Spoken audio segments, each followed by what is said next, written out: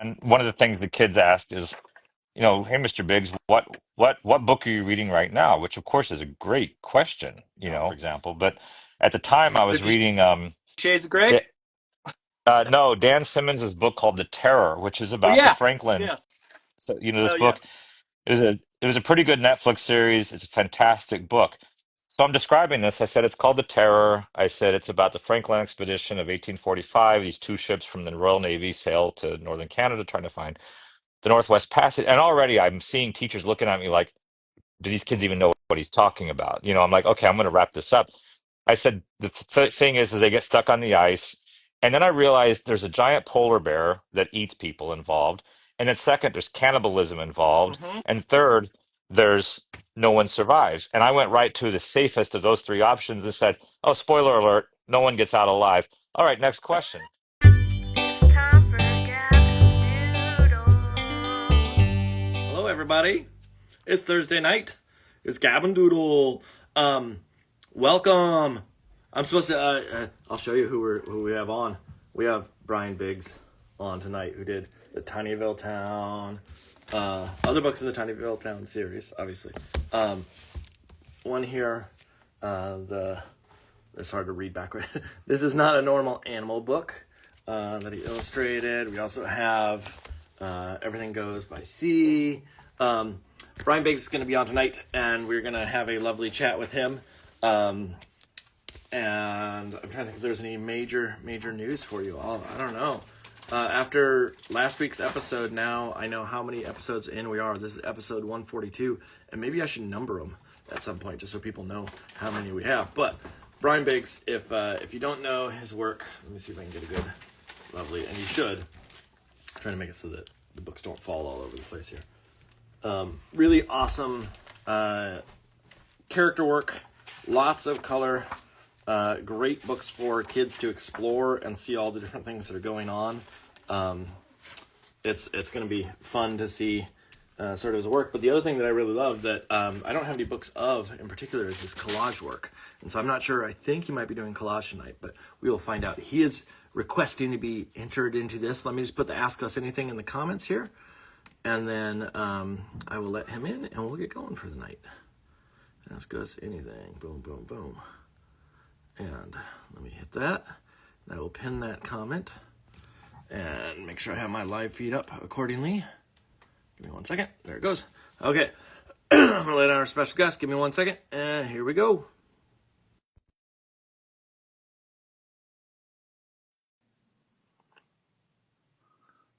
And we wait. And we wait. There And I there am. it is. Can you Hello. hear me now? I can. Are you the Oh, Verizon man? sometimes it doesn't. The Verizon man's.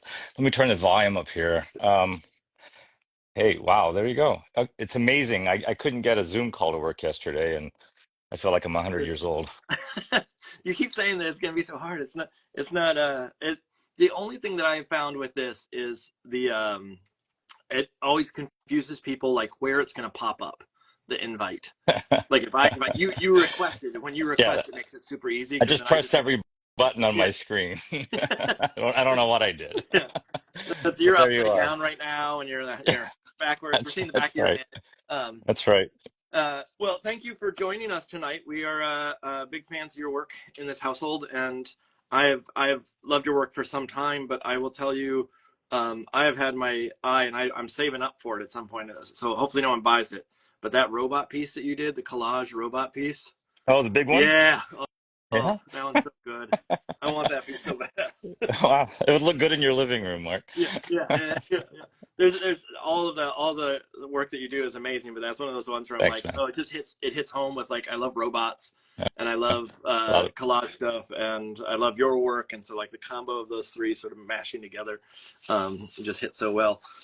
So tonight we're gonna gab and doodle. The uh, the idea of doodle is I don't know what you're making of any sort. We'll find out as we go throughout the night. Not Um, collage. Sorry to say. are you gonna do collage? No, no, no. Oh, okay. It's this. I thought about it, but it's. I mean, yeah, no. It's Well, not feasible because I don't make collage the same way that you do. kind of you do the Eric Carle kind of making the paper as you go, Yeah, and then you cut it out, and it's beautiful. I've got this bookshelf over here that's stacked with 50-year-old magazines and newspapers. And part of the joy for me is to go through old New York Times research. magazines from Yeah, 1972 until I find just the right thing. So it'd be the most boring. time because Yeah, just you just reading through the main. yeah, yeah, I know. That's the thing. I find the old ads and I cut them out, and it's just it's a delight for me. But it's amazing anything ever gets made. But instead, I'm gonna do a. I've got my little ink pen and my ink, and I'm gonna draw a bunch of fish. I know you mentioned insects the other day in a post, but I'm gonna go with just on the fly That's ink drawings of okay. fish. Yeah. Awesome. I don't actually draw fish very often, and I figured out why. Okay. And the challenge, I don't know if this hits you in the same way. Fish are really hard to draw straight on, and so they're almost always Yeah. profile. Yeah. And so like It's true. I always feel Never like thought about it. I'm cutting the like options in half immediately by saying I'm going to draw a fish.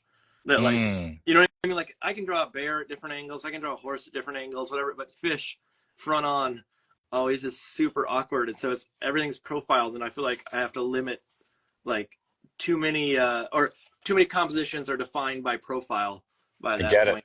I figured if John Klassen and Leo Leone figured it out, the rest of us can manage, I suppose, There's right? But there is a way. There is a way. Like I I was looking haven't at. done them in a book, so it's just been these collages and then just ink drawings and pencil drawings over the last few years. I mean, you So do yeah, have it's it's partial yeah. collage, but you got like a three quarters blobfish. You know what I mean? Like that's the most I could get away with is Oh like my three God, you quarter shot. pull that one Uh, out of your shelf. All right. uh, the one of the questions I have for you, and I want to ask you about sort of materials because I know Yeah, you work in ink and you work. Some of the books say like crayon, some say colored pencils, some say all sorts of materials. yeah. But one of the things that I'm totally fascinated by is the line work that you get. And I for those that don't know, like up close, there's a little wobble to it, like Mm. it's a wiggle that in certain instances has almost like a bunch of dots that have been slightly connected. And I'm wondering, is that paper that's doing that? Is that the brush that you're using or the pen you're using? Or It's that one you're showing me right there is actually a brush dipped in India ink, and it's a lot of coffee involved also. So yeah, they get the early yeah, morning coffee jitters. But no, that's those tiny little towns were all drawn with brush and ink on paper and then colored digitally. So that line has sort of established itself over the years as yeah, sort of my line. When you read, like yeah, when you read like Kurt, yeah, that's that line. yeah, nah. And so that actually is a cheat. I actually end up going in with little whiteouts and just blobbing out little sections just to give it a texture. I spent a lot of time in those line drawings, but the last 5 books, 4 or 5 books, were all done on the iPad, and I actually found some brushes and then customize them up to mimic that as much as I can, kind of a Yeah, wobbly line.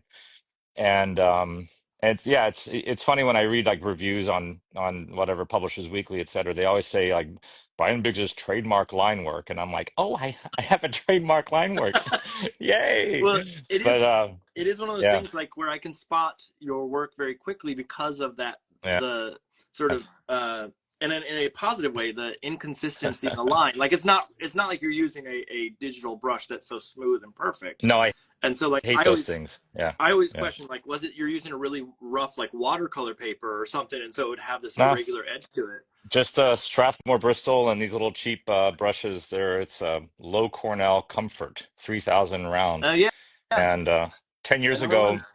my brother gave me. I don't know, I guess he just ordered them somewhere, but he showed up with a handful of these brushes one time and just said happy birthday.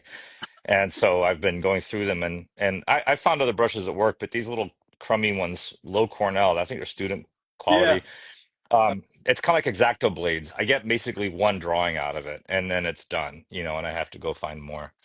I'm trying to see. Like, I know that I have, I don't buy brushes based on name, but I know that name has shown up in my brush set Yeah, over it's the here. same here. I wouldn't know what it was except that sometimes I've had to like Google it to find this Yeah. brush.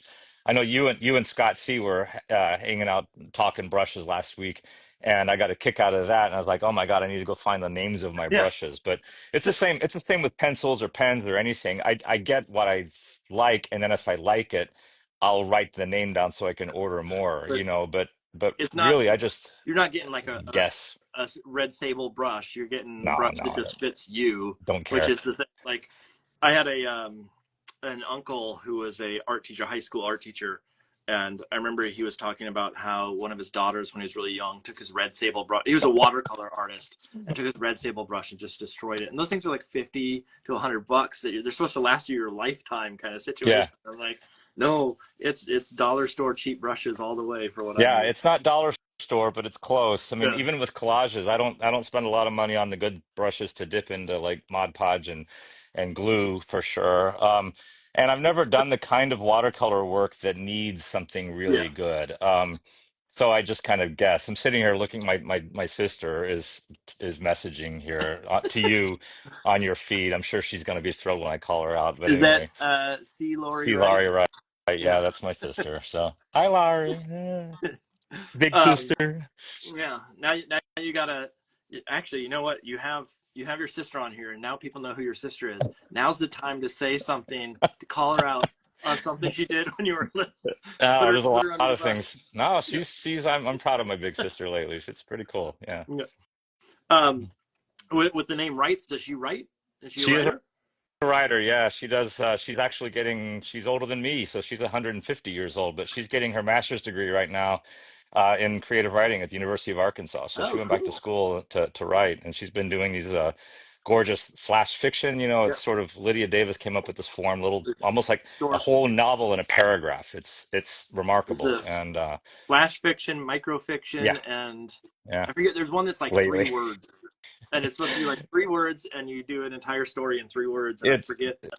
usually it's about 40 or 50 words, but it's Yeah, pretty incredible, how I read something and it's like, I have to say it's a lot like illustration for you and me. We're trying to evoke something bigger than just the drawing of that, thing and a place and something you want your readers to be able to look at your illustrations and find more happening. And I think the yeah. good children's book, especially illustrations, do that.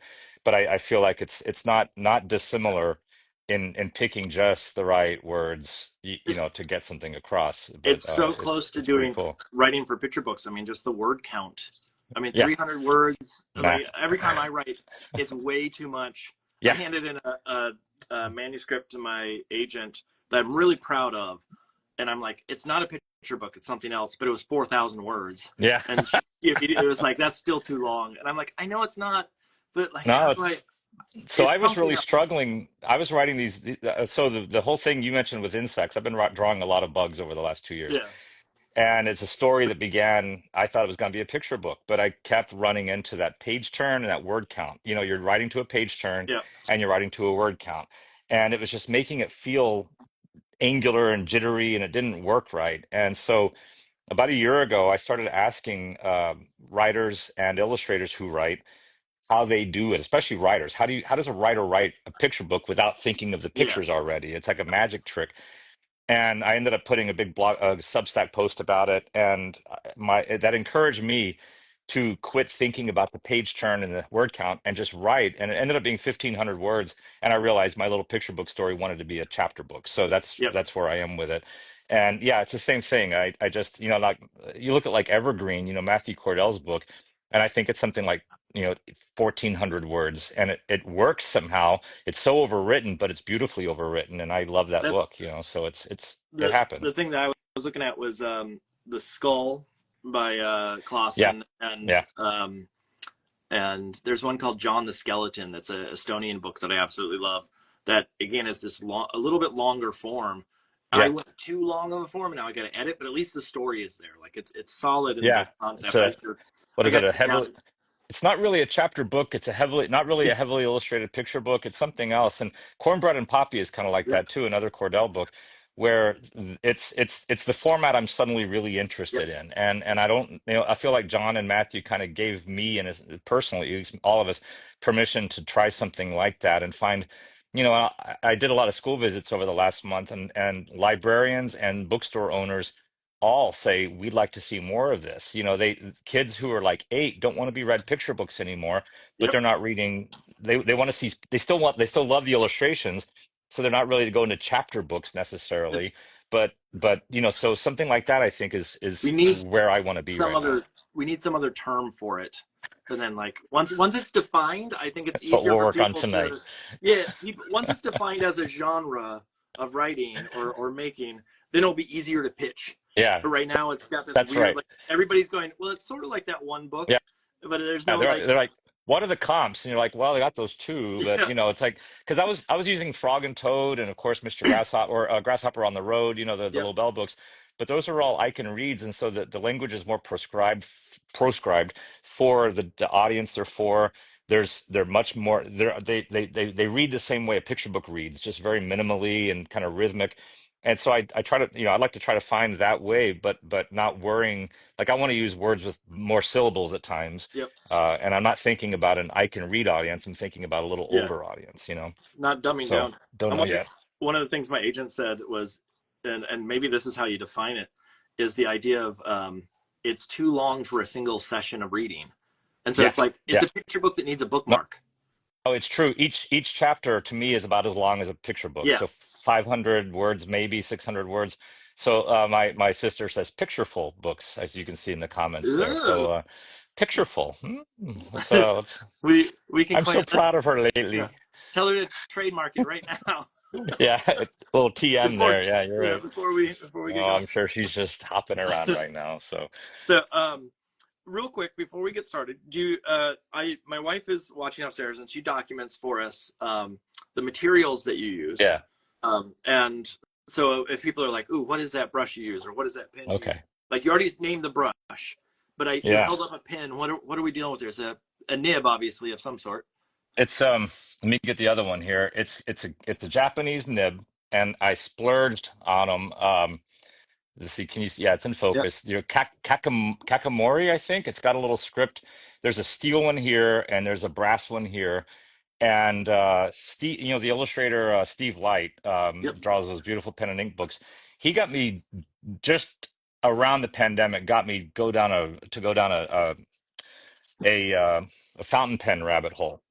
And so I spent a lot of money on fountain pens, and then I got back into dip pens, which is what I used to use in college a lot, little Yeah. Pro Quills. Yeah.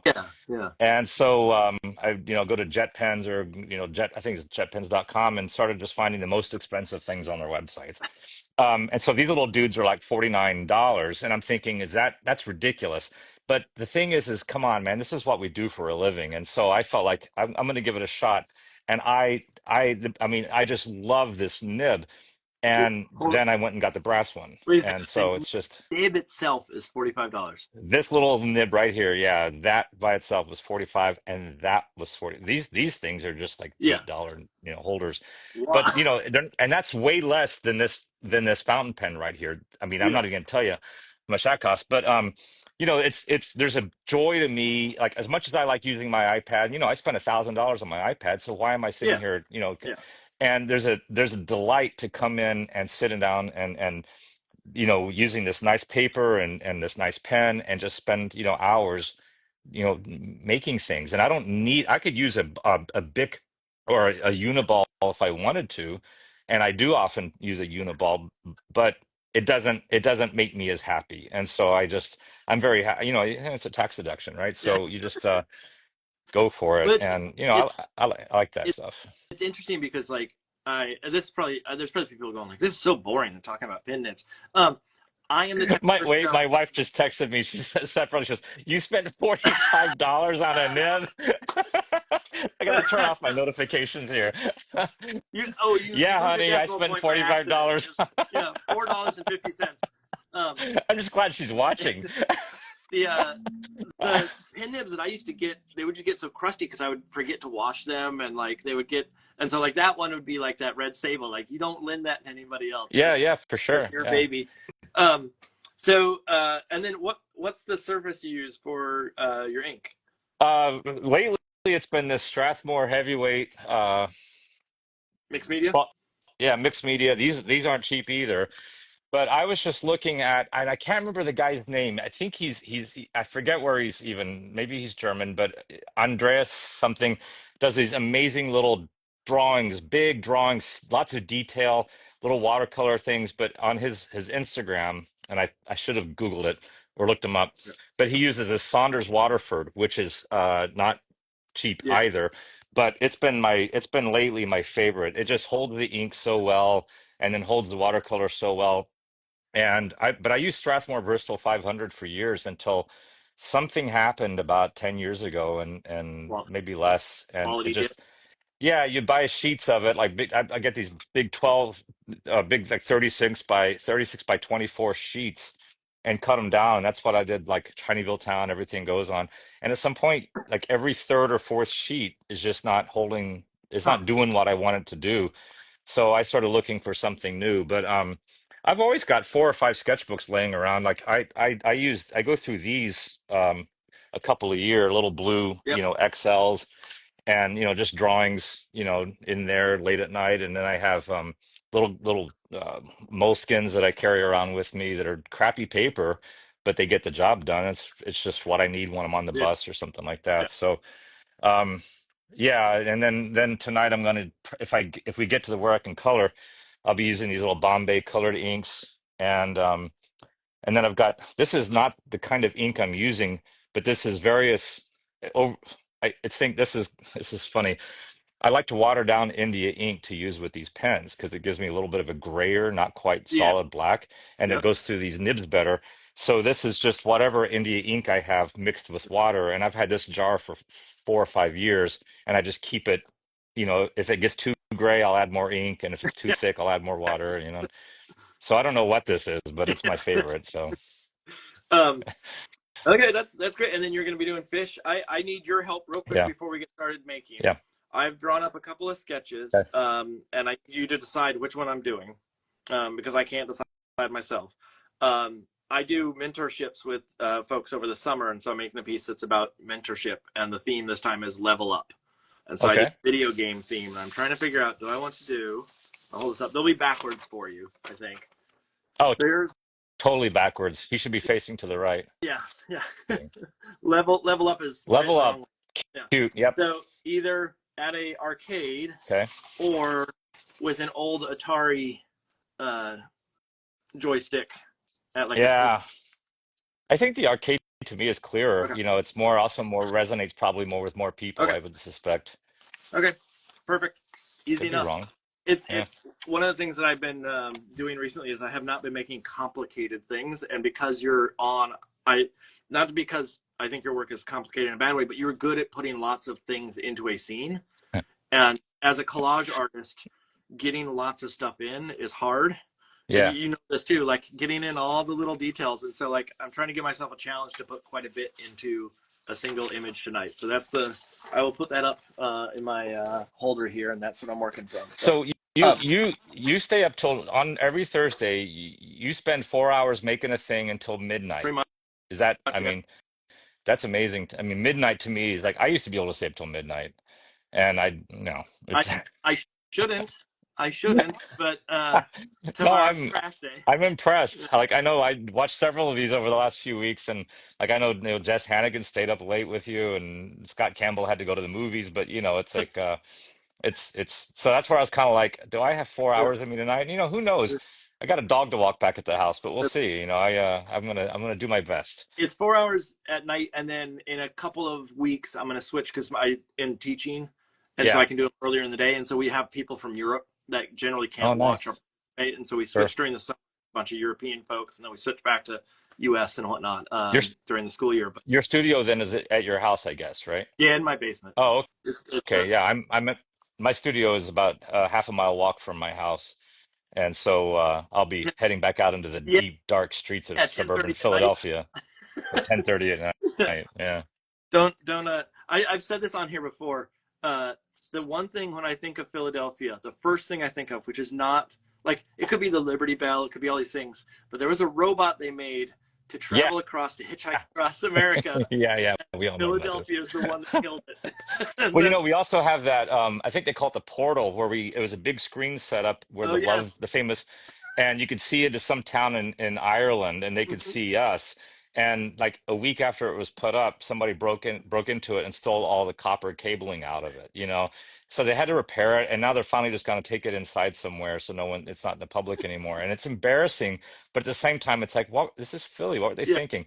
I mean, the only reason we have sports teams here is so people have an excuse to go turn over cars and climb in grease poles. You know, it's great. I love it, but at the same time, I'm like, what were they thinking with that robot? Yeah, it's Yeah, crazy. of all places. Okay, so why don't we switch our down to? We can just start talking and making, and I have questions for you. And again, it's a conversation. If at any point you gotta jump ship, just holler. If you need to, uh, Oh, there we go. if you need to Hey, it leave of worked. any sort, I do have a feed up again in the background that shows me a little bit of a delayed version of what we're doing. And so, as long as we can see I'm your surface and adjusting this lamp here. Let's see if this works. Um, it's funny, I don't know if my students at Temple or at Tyler are watching, but they said they were going to make fun of me tonight too. So we'll see how this goes. this is, are you giving them permission to make fun of you, or is that just they're going You to do it think no matter that's what? part of the thing? I haven't turned grades in, so they have to be nice, I guess. But You gotta, yeah, okay, that should work. all right, that Yeah, works. Can you see that all right? And then yeah. my hands aren't too small, and that Nope. sounds weird. I think. I get a little closer because these are small. The fish are usually only about yay big, but yeah. So let's go with this, Yep. and it's Totally got that works fine. little. Oh, Um. there we go. So Okay. tell me, as we're getting set up here, I'm gonna start pulling out So here, colors and well, here's something. I can't see this. Is that okay? Do I need to be able to see the screen while we're working? You don't need to. If you want to, you can flip the camera over and use the back camera. That's what I do. So Yeah, it's just up above yeah, me. Maybe I'll set my iPad up so I can see it while we're doing this. Just a yeah. second. That's how I watch. Is I have a separate I have a ancient, like the first generation iPad Pro that I'm watching From like on, and I just the have 1930s, yeah. right? Oh yeah, yeah. Yeah. It's a crank start. It's a Crank start. uh, but it's the Oh, there we the go. Now I can see myself. yeah, I have. If you look, there's someone watching us tonight that is actually called Mark Hoffman's biggest fan, and that's actually me. My wife, I think, made that account. I'm not that Oh, there we go. arrogant, Let's but see here. All right, I'm just gonna start drawing. Forget about it. yeah, yeah, it's fine.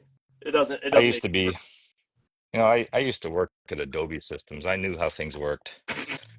Uh, this is so. I do have some questions for you. I want to jump into this, which is, and oh, that's the I gab part of the doodling, right? yeah, Is that what you're talking about? yeah. All right. You got to talk while you work. Yeah. Um, there's going to be the generic question of sort of how you got started and whatnot, but I do want to talk to you a little bit about the Tinyville town, Okay. because Yeah. I've had people on that have done series, Yeah. and that's one thing. But the Tinyville town has this sort of Richard Scarry-esque, like everybody has their own role in the Yeah. town. Um, Vibe to it, wherein it has that potential for, like, there's so many breakout books, little board books and things for each different Yeah. character. Um, Yeah. and I'm wondering, was that something that you intended in the initial Tinyville Town book, or was that something that sort of you did that book and then the publisher said, "Hey, wait a second, we can do more with this"? Or what? Like, give Yeah. me a little bit of brief history It on sort goes of back a how little that. further than that. So, there's this great photograph. Maybe I'll put it on Instagram tonight or tomorrow, of my mom reading Richard Scarry's biggest storybook ever to my brother and me when I was about 4, and maybe he was 2, something like 3 and 5, something like this. Yeah, I was a Richard Scarry junkie. I loved him. I loved I just loved everything about it when I was a kid. And so he's in my triumvirate of Lobel, Sendak, and Scarry were the three that, the main reasons I do what I do. And there's a few others, but that was really the books, and Scarry more than the others when I was a kid. And so when I had been illustrating books for 6 or 7 years, I guess, maybe 5, 6 years, when my agent at the time and I started talking about what I wanted to do I'm sitting here now, I'm just chatting, I need to be drawing, what I want to do as a writer. yeah, And so I've been doing a lot of games and little puzzles and stuff for toy companies with air, land, and sea theme was one of them, and so cars and trucks, and I just love drawing, cars and trucks. And so he said, let's work up some book where you get to do this. That's basically as I'm way more an illustrator than I'm a writer, so my writing is an excuse for me to get to draw the things I want to draw. And I just thought it'd be really fun to, try to be the next Richard Scarry. So in fact, Everything Goes was designed that way, where they're even the same size as those big Richard Scarry books. Yep. And so when those books came out, it was very clear that one of my favorite parts about them was drawing the city in which the cars and trucks lived, or the people that drove them. And so we started talking about the next series of books, or next thing I was going to create. And the idea was to come up with these little board books of jobs that are all within a single community, and that was Tinyville Town. And so the idea of those board of the picture books, Abrams came up with those. So we pitched, like, say I could have done 30 of them, Mark, but it was like we pitched 6 or 7, with the fireman, the police officer, and the doctor, and this sort of thing. And Abrams said, well, let's do some picture books as well. And so those were a perfect excuse to kind of show how these individual, I'm a firefighter, I'm a police officer, et cetera, how do these people all work together to do a Yeah. thing? And Okay. so building a bridge was one, first day of school was the other one. Um, and sales weren't what I think Abrams hoped, so they only lasted the 8 books that we contracted for. But I could have written. In fact, I had a fake sort of a Woebegone Day sort of Garrison Keillor type fake history of this town that I'd started developing, going back to the 1800s. And I started reading a lot about the history of these Midwestern towns, and the various immigrants that came through, and was going to write I thought this was going to last forever, and it didn't. But I'm not sure if that answers your question. Yeah, No, Richard it Scarry does. was obviously the godfather of those things. Yeah, for It sure. does. It's I for some reason my mind, and I didn't, to be honest, I did not look at the dates for the books. I always assumed it went the other way around. I always assumed it was the picture books, and then the board books sprung from The that. the the Gets to Work picture book, and then Veterinarian and Firefighter all came out the same day. So we released 3 books at once. And I think one of the problems was the branding.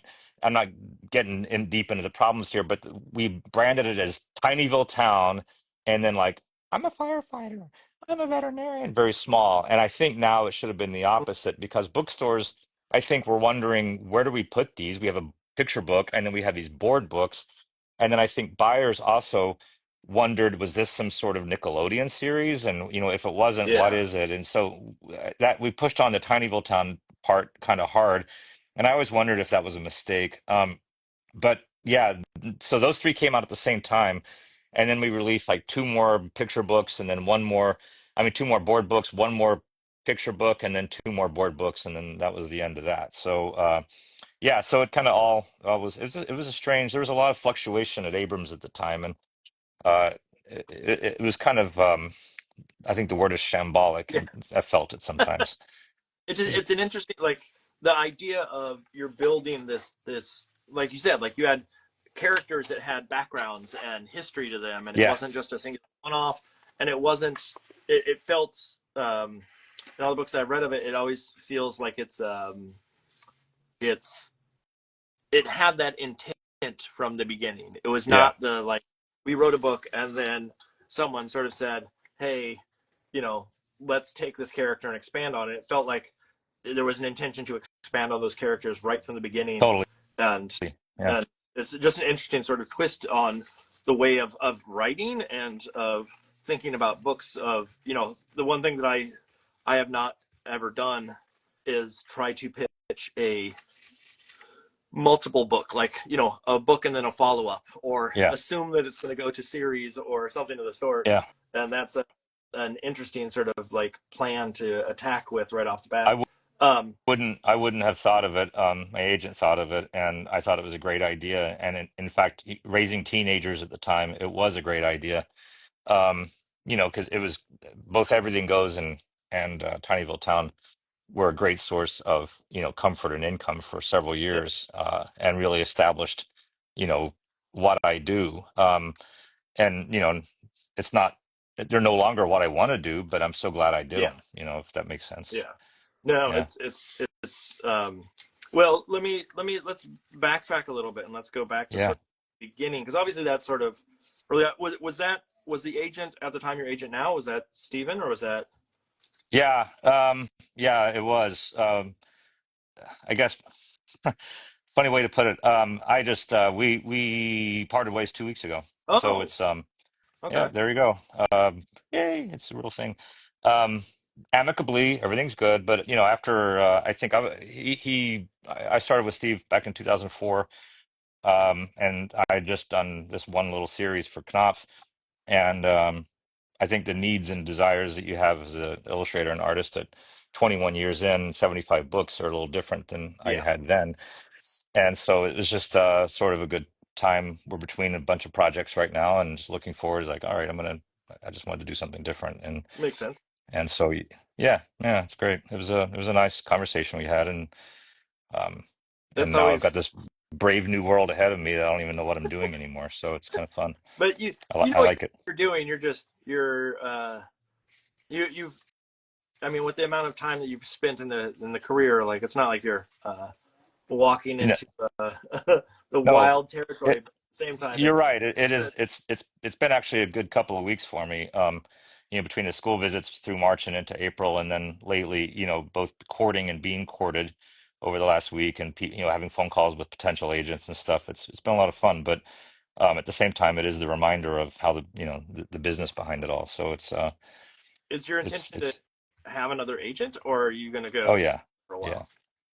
yeah. There's not a world I would look at these 75-page contracts Yeah, and be trust myself and knowing what to do with that thing. There- So yeah, I've looked at a lot of contracts, but they're all different and they all have different yeah, things going on. And I like the relationship. I like working with an agent. I like working with editors. I like collaborative projects, and so it's not something I would ever do by yeah. myself now. No, I'm one of those folks too, where like there was eras in which I was agentless, not necessarily in kidlit, but just agentless. Yeah, Uh, I an agent moved all, away from illustration, and so everybody got dumped, and uh, it's a challenge to sort of stay on top of things, especially if you have like a teaching career or other things going on in the back. yeah, That it's nice to have someone that can sort of be on the ball, and especially like you say, looking at the contracts, like the basic contract of this is how much you get paid, this is when it's due, easy enough. mm. It's all those like remainders and percentages that are at the bottom of that contract. That's where I need the help. Oh, And sub rights and yeah, yeah, yeah. everything else. I Yeah. don't even know what that means. And I've signed 150,000 contracts saying it. But I just remember thinking, I did that series that John Shesko wrote, Frank Einstein, back in about 8, 9 years ago. And it was optioned by Paramount for a motion picture. It was never made, but the option. And you get this immense contract with the Paramount Pictures logo on it. And that's just the option contract. It's Yeah. huge. And I remember having to get it notarized. And I went to the local UPS store to get this thing notarized. And it's just down the street here, and I'm in the northwest part of Philly. And the guy, is probably in his late 20s working at the UPS store. I'm sure he has to notarize a million deeds and whatever notarized things people get notarized. But he opens this thing up, and they have to write them down in a little ledger, and he writes down Paramount Pictures contract, and he looks at me and says, "That's the first time I've ever had to write something like that." And he was really proud of it. It was really funny. Yeah. But I remember thinking, even right then, I happily pay for a tax accountant. I happily pay for plumbers and electricians. Yeah. There's just not a world where I'm going to enter into some contract without having somebody that knows what they're doing looking at it. And Steve Malk sure knew he knows what he's doing. I mean, he was just, I trusted the guy all the way through with those things. And, we always get the emails back, and you probably get them from, you're with Andrea Brown, or no, Yeah. Uh, Joanne there, right? Is that somebody? Jim Hoffman Yeah, at Yeah. Andrew. So you get you get the contracts, and the notes always say, please read it thoroughly and let me know if you have any problems with it. And I'm like, I'm not going to look at it thoroughly. Yeah. I'm I'm not. gonna look at the first two pages and see the dates and the numbers, and Yeah, I'm done. It's just, yeah. No. I teach contracts in oh school, my God. but and I understand that side of it, but just the nuance of like what should be 5% versus 4% versus 3%. Like Yeah. the subtlety in some of those the remainders and things of that sort. That's where it's like I just have no understand. But basic contract, here's the deadline. Oh Here's yeah. how what I owe you. Okay. Especially like editorial contracts are very easy Yeah. to understand. Um, Yeah. No, I don't have an agent for that side of things. I used to, but I don't, and I wouldn't. I don't really care. It's like the contracts are less. They're less yeah, uncivilized, and the money's less, and then the worries about future money is less. I mean, most contracts that you're talking about, you're getting paid for drawing the thing, and then it's over with. flat fee. Yep. Yeah, yeah, And something like that. So, it's the contract is one page. yeah, And exactly. you're Yeah, done. And yeah, and then you get the book contracts. I remember even my agent contract with my because I have an art agent and a literary agent. okay, And the literary yeah, it's funny. It's because the art contract has because they deal with all sorts of art. It's like 10 pages long. And then when I got the one from Andrea Brown, it was one page. yeah, I was like, wait, what's going on here? And I realized it's because they just don't have that many uh, random things they have to deal with because it is purely kidlit. yeah, And on top of that, they also just have a much more flexible, like if you decide to leave the agency, there isn't all these like rules and regulations in the same way. You can just leave. yeah. There's not this like 6 months to do something and blah, blah, blah, blah, blah. No, it's true. So but it is, I just having a second set of eyes, even if I know how to read the stuff, it's so nice to have someone else to just look at it and you just go, do you think it works? And they go, yes. And you go, okay. There you go. A little blind faith. So But when you say you teach contracts, I'm going to ask you a question. You teach like I think it's Montserrat up in yeah, Massachusetts, right? Yeah. So do you teach a class called something like contracts, or is it something? Because I teach sophomores and I've taught seniors and juniors over the years at times, and we'll talk about like make sure you have a contract, or something. And I might even, if they ask, I'll pull up a PDF and show them here's what it one looks of mine that I had to like. sign. Yeah. Yeah. But I've never taught something like, here's what it looks like and here's what you should do. Is that what you're talking about? Yeah. So I teach a class that's called illustration or senior illustration business practices.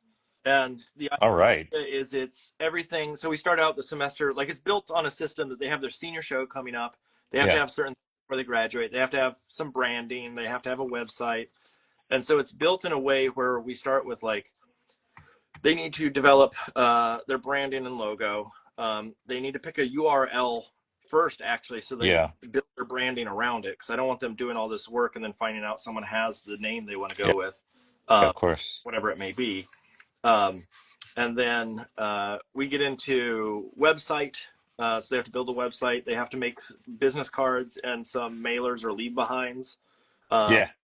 They need to the contracts. I don't have them write a new contract. I have them take the Graphic Artist Guild book, Yeah. Of course. and you can find a downloadable version of the contract from that. And their job is to edit it to fit their needs and to Hmm. read to match their branding. Okay.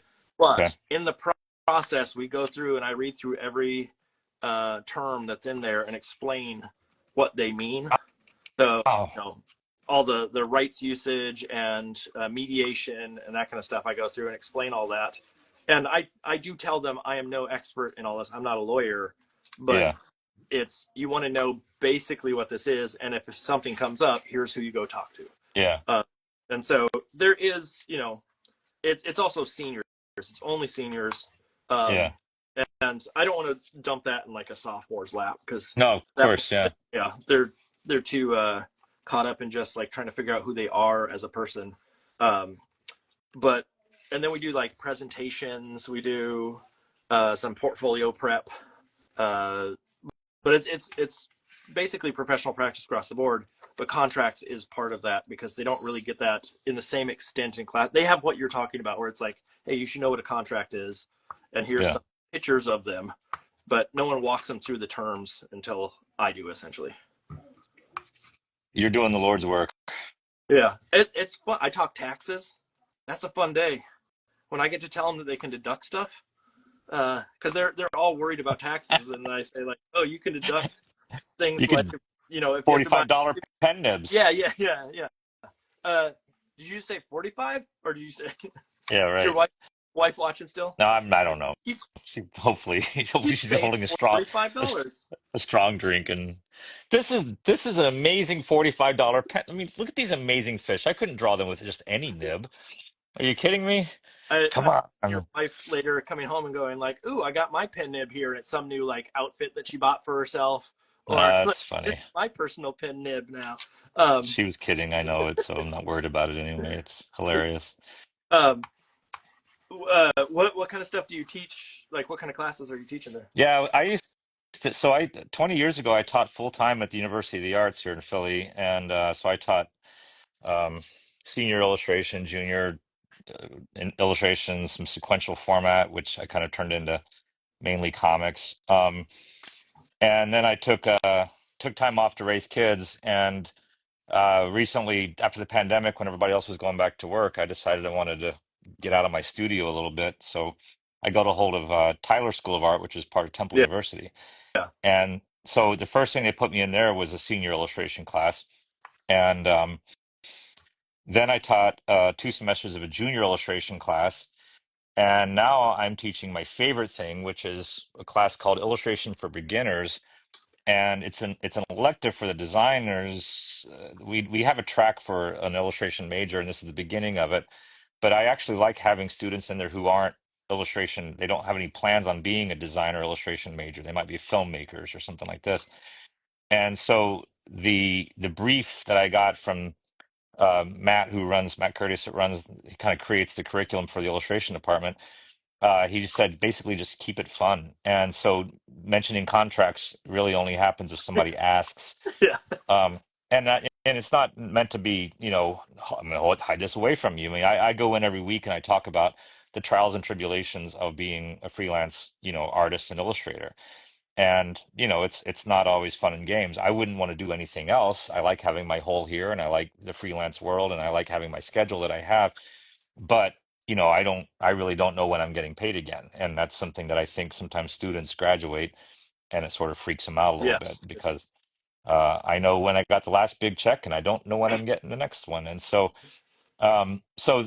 but at the same time, the point is for the class to create these exercises. And I use a lot of exercises like out of John Hendricks's Drawing is Magic Hmm. book, some of the books that Whitney Sherman has created over the years, some of the stuff Roman Muradov on his website has these wonderful illustration assignments that he taught. And so I kind of steal from all these other teachers and educators out there and great illustrators and create these exercises that then lead into assignments and projects. And some of the students are super talented. They know how to use the materials. They understand it right off the bat. Learning what the difference between a drawing and an illustration is the first thing. And then some students really have never done this in their lives, and maybe they liked an album cover they saw once. And so from there, each one's at a different level. And this generation's different from us. I'm Oh I'm yes. guessing you're Gen X-ish, right? About Yes. the same age as me. Yeah. And we tore each other apart in art school. Yeah. And this generation does not do Nope. that. They like it's very collaborative. They applaud after every single little crit. Here's a sketch crit, and they're applauding for the artist that did it. And I love it. I'm delighted by this group of students that I have this semester. There's Next week is our last class. I'm gonna miss them. there's a lot of love going around. I have the same thing where it's I mean there are students who really hold each other to the fire and say like you can do better and Oh whatnot. yeah, But there is a we get that. yeah, Yeah, there is a sense in my mind that a lot of them are uh rather than being vindictive or competitive are much more like let's celebrate your successes. yeah, Whereas I yeah. don't feel like that happened when we were in school as much. It was No, no, for let's sure. bring up everything that's wrong with what you've done. Uh, make you And feel your guilty shoes someday. and Yeah, the way your hair looks yeah. today. No, it's true. In fact, it's funny. Sometimes they'll even start off what they know is going to be a suggestion, not even a criticism, but a suggestion. And they'll say like, "I'm saying this with peace and love in my heart," or something like that. And and they're all like, yeah, of course. And I'm like, you've got to be effing kidding me. Yet at the same time, man, it's just so nice, and they accept each other's. And on the Miro boards, that software Miro is what we use to show our work. It's like a thumbtack board, but it's digital. You could put little post-it notes up, and so by the time I open up the Miro board for each class's criticism, there's little yellow post-its from students with arrows and hearts and emojis all over it, and it's the greatest. It's just the greatest. I love it. No, we were not that way when I was in No, school. we were And not mean. that everybody was mean, but there was an expectation that you're trying to impress or outdo each other Yep, in a yep, way. that's it. I think you're It's right. it's not competitive in the same sense. And more power to them. I still like that idea or I still thrive a little bit in that, like, I'm trying to be better than the next person. Yeah, That's just the way that I was brought up. But I totally get the desire to, like, why give yourself that stress if you don't need it? yeah, Um, yeah, so yeah. let, No, let there's me time for that. let me ask You you a know. question. Since you teach and and you've taught different levels, Yeah, a lot of the folks that tune into this are trying to break into the industry, yeah, and it's a tough industry to break into, just to be seen amongst a very large crowd of others. And there's the easy question of just like, how do you get started?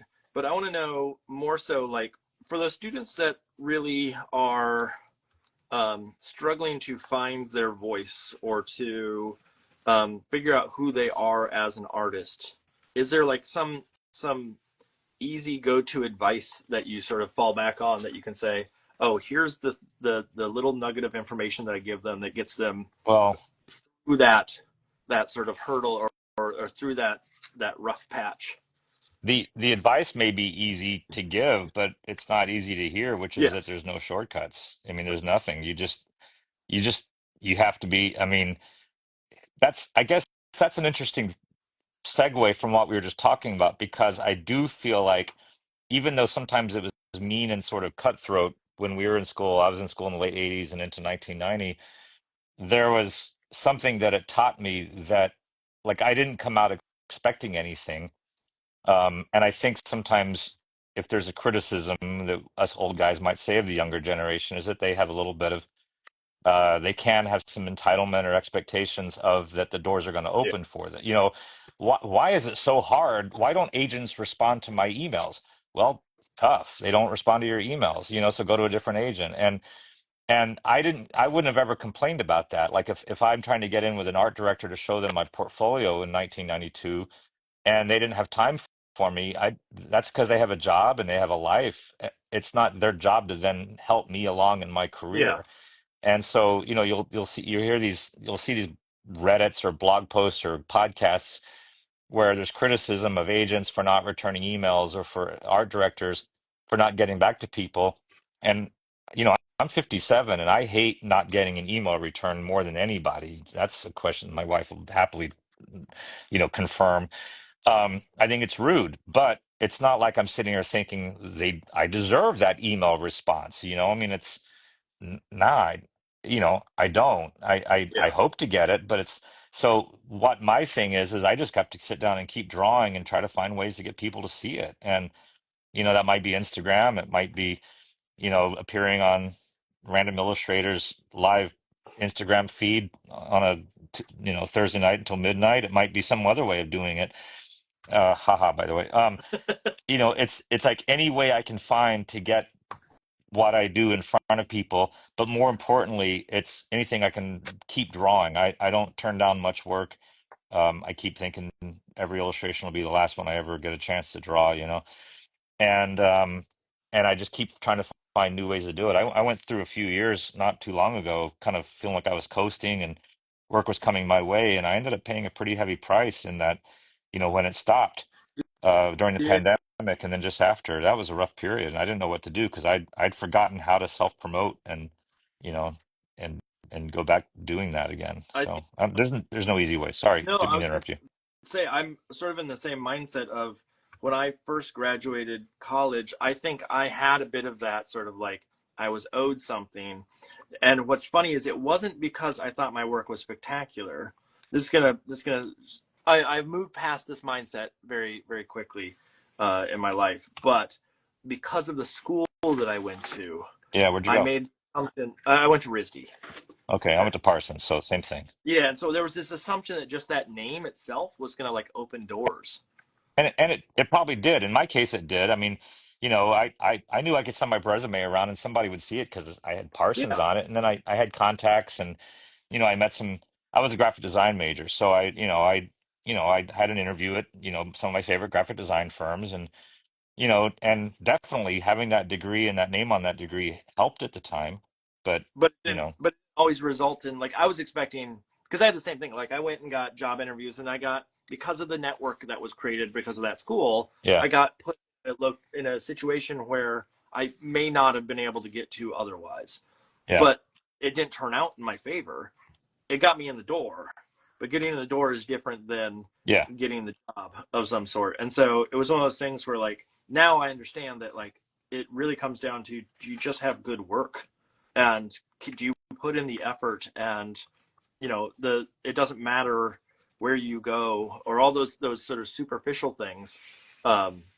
But it took me a year or two to sort of understand that uh, the training that I had and the names that were attached to it were not necessarily going to uh, be this windfall.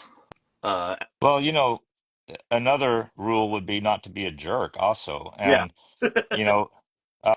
you'd be, I mean, I just when I talk to editors and agents, it's there's always them, somebody always says some anecdote of whether it's somebody like you and me, it's been around a while, or somebody new, but you can't believe the behavior of people who are wanting work from other people and the things that they say or do in emails or the expectation. It's like, what? You know, and I can't think of any stories off the bat. I think when you're nice to people, they want to work with you. And in fact, sometimes your work can be not as great as somebody else's, but you're a delight to work with. And that's, I think thing that to that do means today, things. they have to do a presentation about their portfolio, or like essentially a Pechacucho, which is like a 20 slide, 20-second each slide Mm, presentation, and they have to do one on themselves and their artwork. And one of the students who is a mid-year graduator said, well, I don't have a full portfolio yet, so what do I do with my 20 slides? And I said, it's less about showcasing the slides and showcasing every single piece of artwork that you've done, but instead make us want to know about you and know more about you to the point where we go, it would be fun to work with you and collaborate yeah, with some yeah, capacity. And it's that same sentiment of like, if there's a assumption, and I don't know if this is the same for you, but with like going to cons, there's all these people who go out to like SCBWI events and they yeah, think I'm going to showcase my work and people are just going to love my work. But in reality, most of there's that networking phrase that gets thrown around, like you got to network, and in reality, that really comes true in the sense of just you got to be someone who's out there talking to people and yeah, interesting, and if they like you as a person, they'll overlook some of the other issues that may be there or be willing to help and get you up to speed in some capacity yeah. as time goes on. And um, so let's jumping back to sort of some of the work that you've done. I saw on the Oh, yeah. you have to tell me because I don't know if this is true. My wife said, "Is that true?" When I said it to her, but on your I website know it what does say you're going to ask me what? about.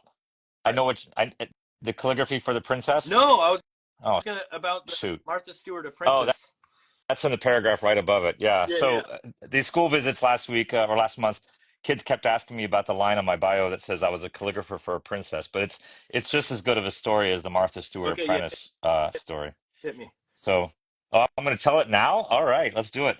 No, I was kidding. So I was just it was 2005. So I had just gotten. I mean, in fact, I had just signed on with Steve in 2004, and I guess so. Jarek Krzyzewski and I were both asked to do this, and Paul Mizell, I think, was the other one. So what it was, Martha Stewart had that Apprentice show, Yep.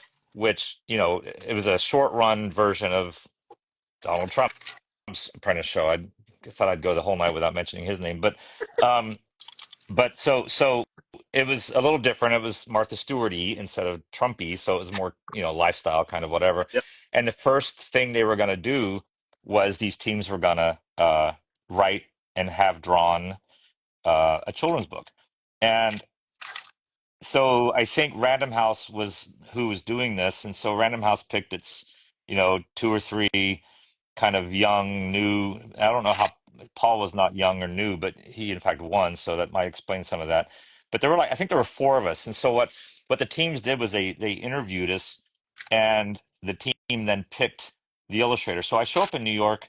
And so all we had to do was create a picture book in one night, and I couldn't make any decisions. The whole thing had to be someone else on that team making the decisions for me, telling me literally what to put on each page.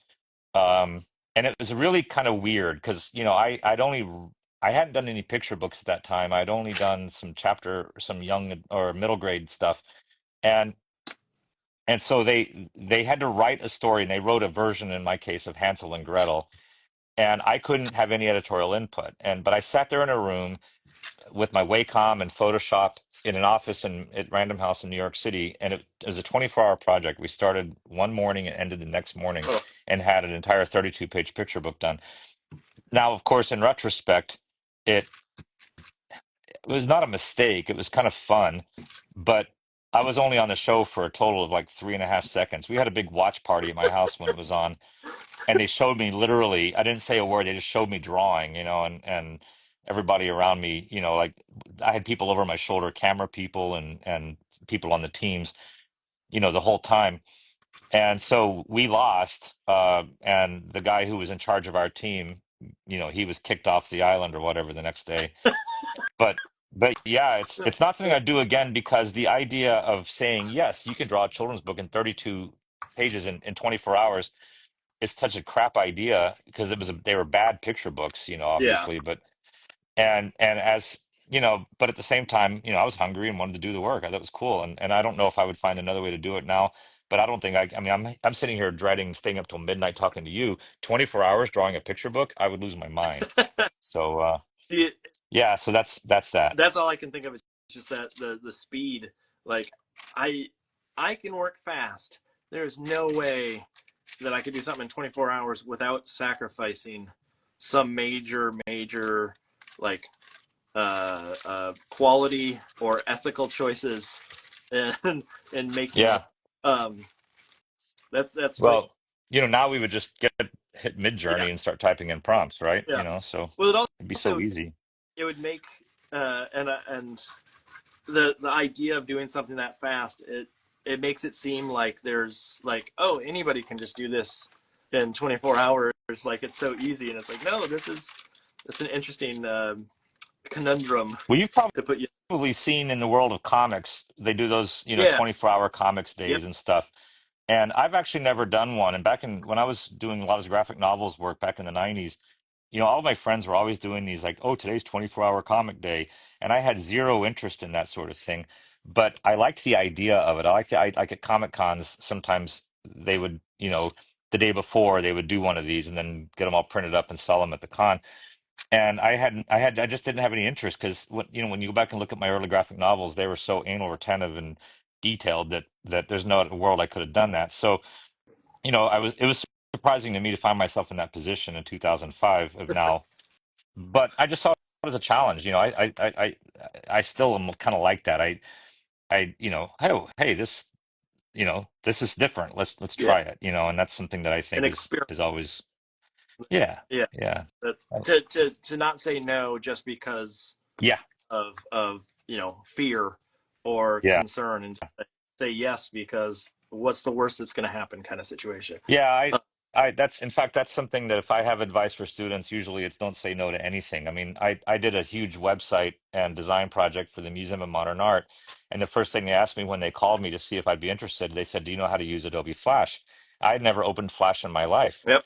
And I said, "Yeah, yeah, I know how to use Adobe Flash." Mm-hmm. And so over the next week, I taught myself Adobe Flash, and did this entire website and won some awards. And I don't say no to much. I like that challenge, and I like that kind of, you know it's like the speed round or something, and software is just software, anybody can learn software. So, you know, it, I did the exact same thing. I got an interview for animation for TV, and it was using Macromedia Flash at the time, and I just did the tutorials like the night before the interview, and 2 days yeah, later was drawing stuff for TV. Now, was it yeah, perfect? Was it good? Maybe not, but I didn't give up, yeah, or I didn't say, like, "Oh, I don't like that program." It was, you just push every button and yeah, they're like, well, what does it do? And you might end up doing stuff a little back assward as you work, but you figure out stuff on the fly, and that's yeah. plenty of jobs. Um, it's What could go wrong? yeah, yeah. I mean, there was probably a lot that went wrong. Honestly, it was I coming as a illustrator uh, who is used to doing like flat work, and then all of a sudden you have to have a character that can have a turnaround. Yeah, It yeah, I get wasn't that. always the easiest thing in the world, but what when you the font that you designed, is it out there available for purchase? Is it No, it's go back to your Tinyville Town books. Those fonts, that whole book is typeset using a font that okay? I created based on my Yeah, hand lettering. yeah, yeah. And so was Everything Goes. Um, no, I've never sold a font that I've created. I just make them for my books. Okay. And so yeah, it's a thing that I had, and then the designers at Abrams had. And sadly, it's a Type 1 font, so I don't even think that like InDesign can read it anymore. This is Um, back in the day of Quark. Yeah, no, this was post Quark, but early InDesign. So, yeah, it was 2009, I guess, was the Everything Goes ones, and then Tinyville Town was like 2015. I made it. So, and in fact, it doesn't even have like a lot of the various. It's got the colons and semicolons and question marks and the numerals and Oh, whatever, but it doesn't have like the at sign. I don't think is in there. It was only the stuff that we needed to typeset a children's yeah. book. So I don't. So but you actually made it was you went through a proper font uh, program to make it. Oh yeah, Yeah. yeah, Okay. That's yeah, a good. I've done making my own fonts, and there's so many times that I've done that throughout the years and not made the like all the symbols, and then find out that like, oh, I'm going to use it on a contract, or I need to put a dollar sign in something or the oh yeah, sign, and I didn't make it, and then like, you have to fudge it in there of some sort. yeah. These were single Now purpose yeah, fonts. They were just at what this they were. point, anytime I make a font, I make everything, including like pound sign, and just because I know at some point it's going to come back to haunt me Yeah, when doing that.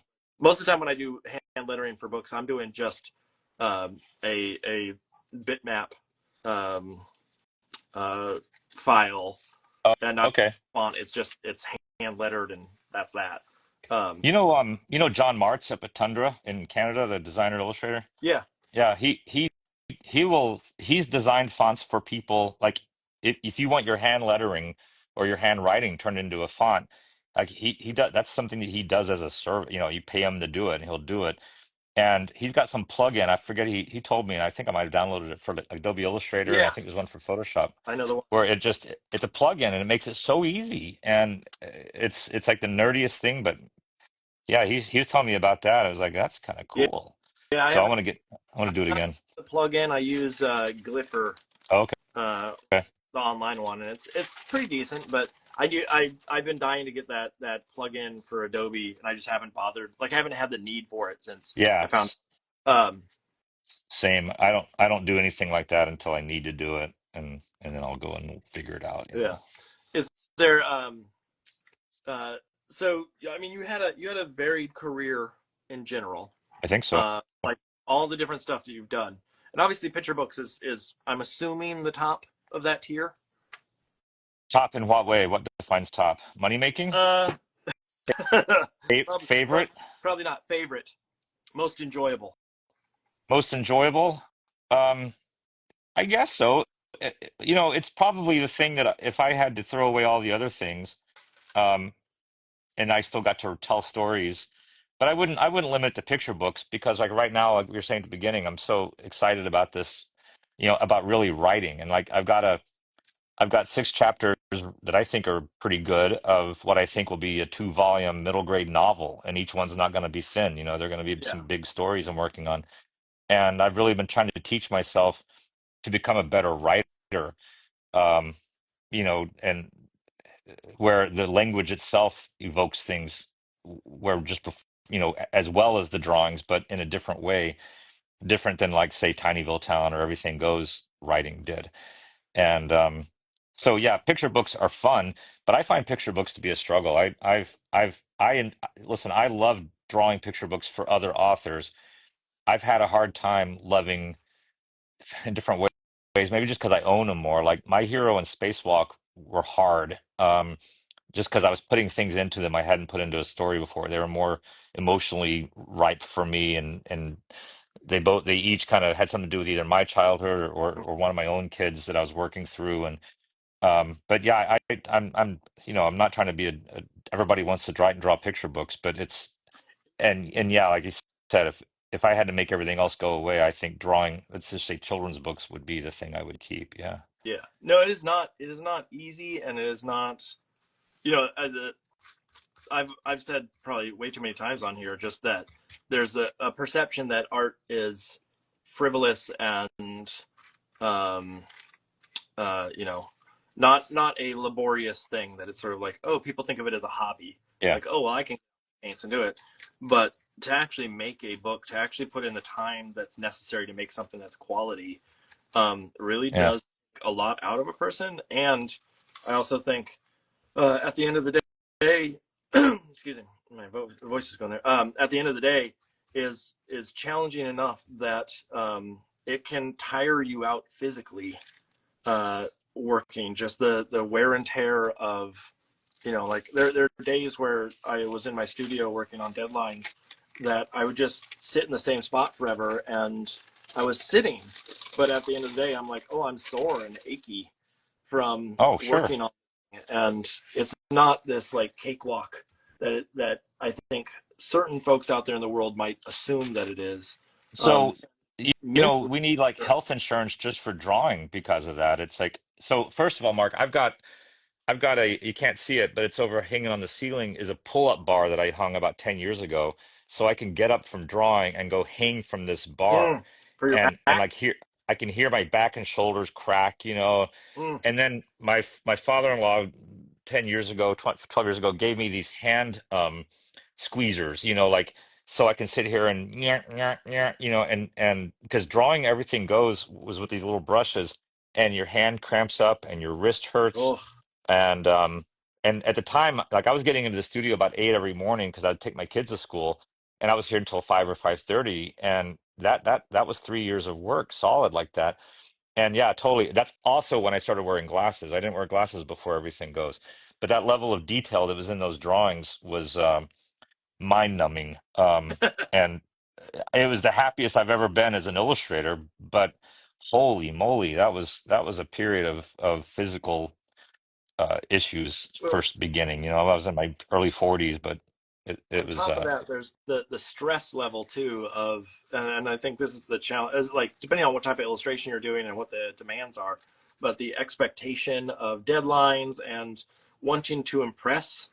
Like no one wants to hand in a book and go, it is yeah, what it is. yeah, You want to hand in something that you're proud of, and there is a yeah. lot of goes along with it that takes wear and tear on us. Um, so one of the Everybody should feel sorry for us, is what we're yeah saying, yeah right? yeah we have it tough. It's At the so same time, hard. we draw silly little things, and you know the joy of at the end of the day is, I think, the reward is much higher in some sense. Um, is there looking back at your career, is there things that you've done that you think had a huge impact on sort of making you who you are today, whether that be a book or a project or an Mm. experience that somehow like formed your thought process Yeah, or your aesthetic or what have you?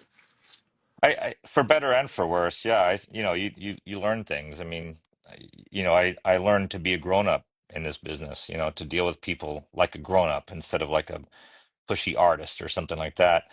Um, you know, thinking about, like, God, it's a very open question because I could interpret it a lot of different ways. So do Yeah. you have a, are you thinking something, I mean, like, do you mean just like as an artist or as an adult or a human, what do you like, Well, what would be like, one for you? And yeah, I'll go with that maybe. yeah. This, like one of the things that I think was sort of influential on me and my aesthetic.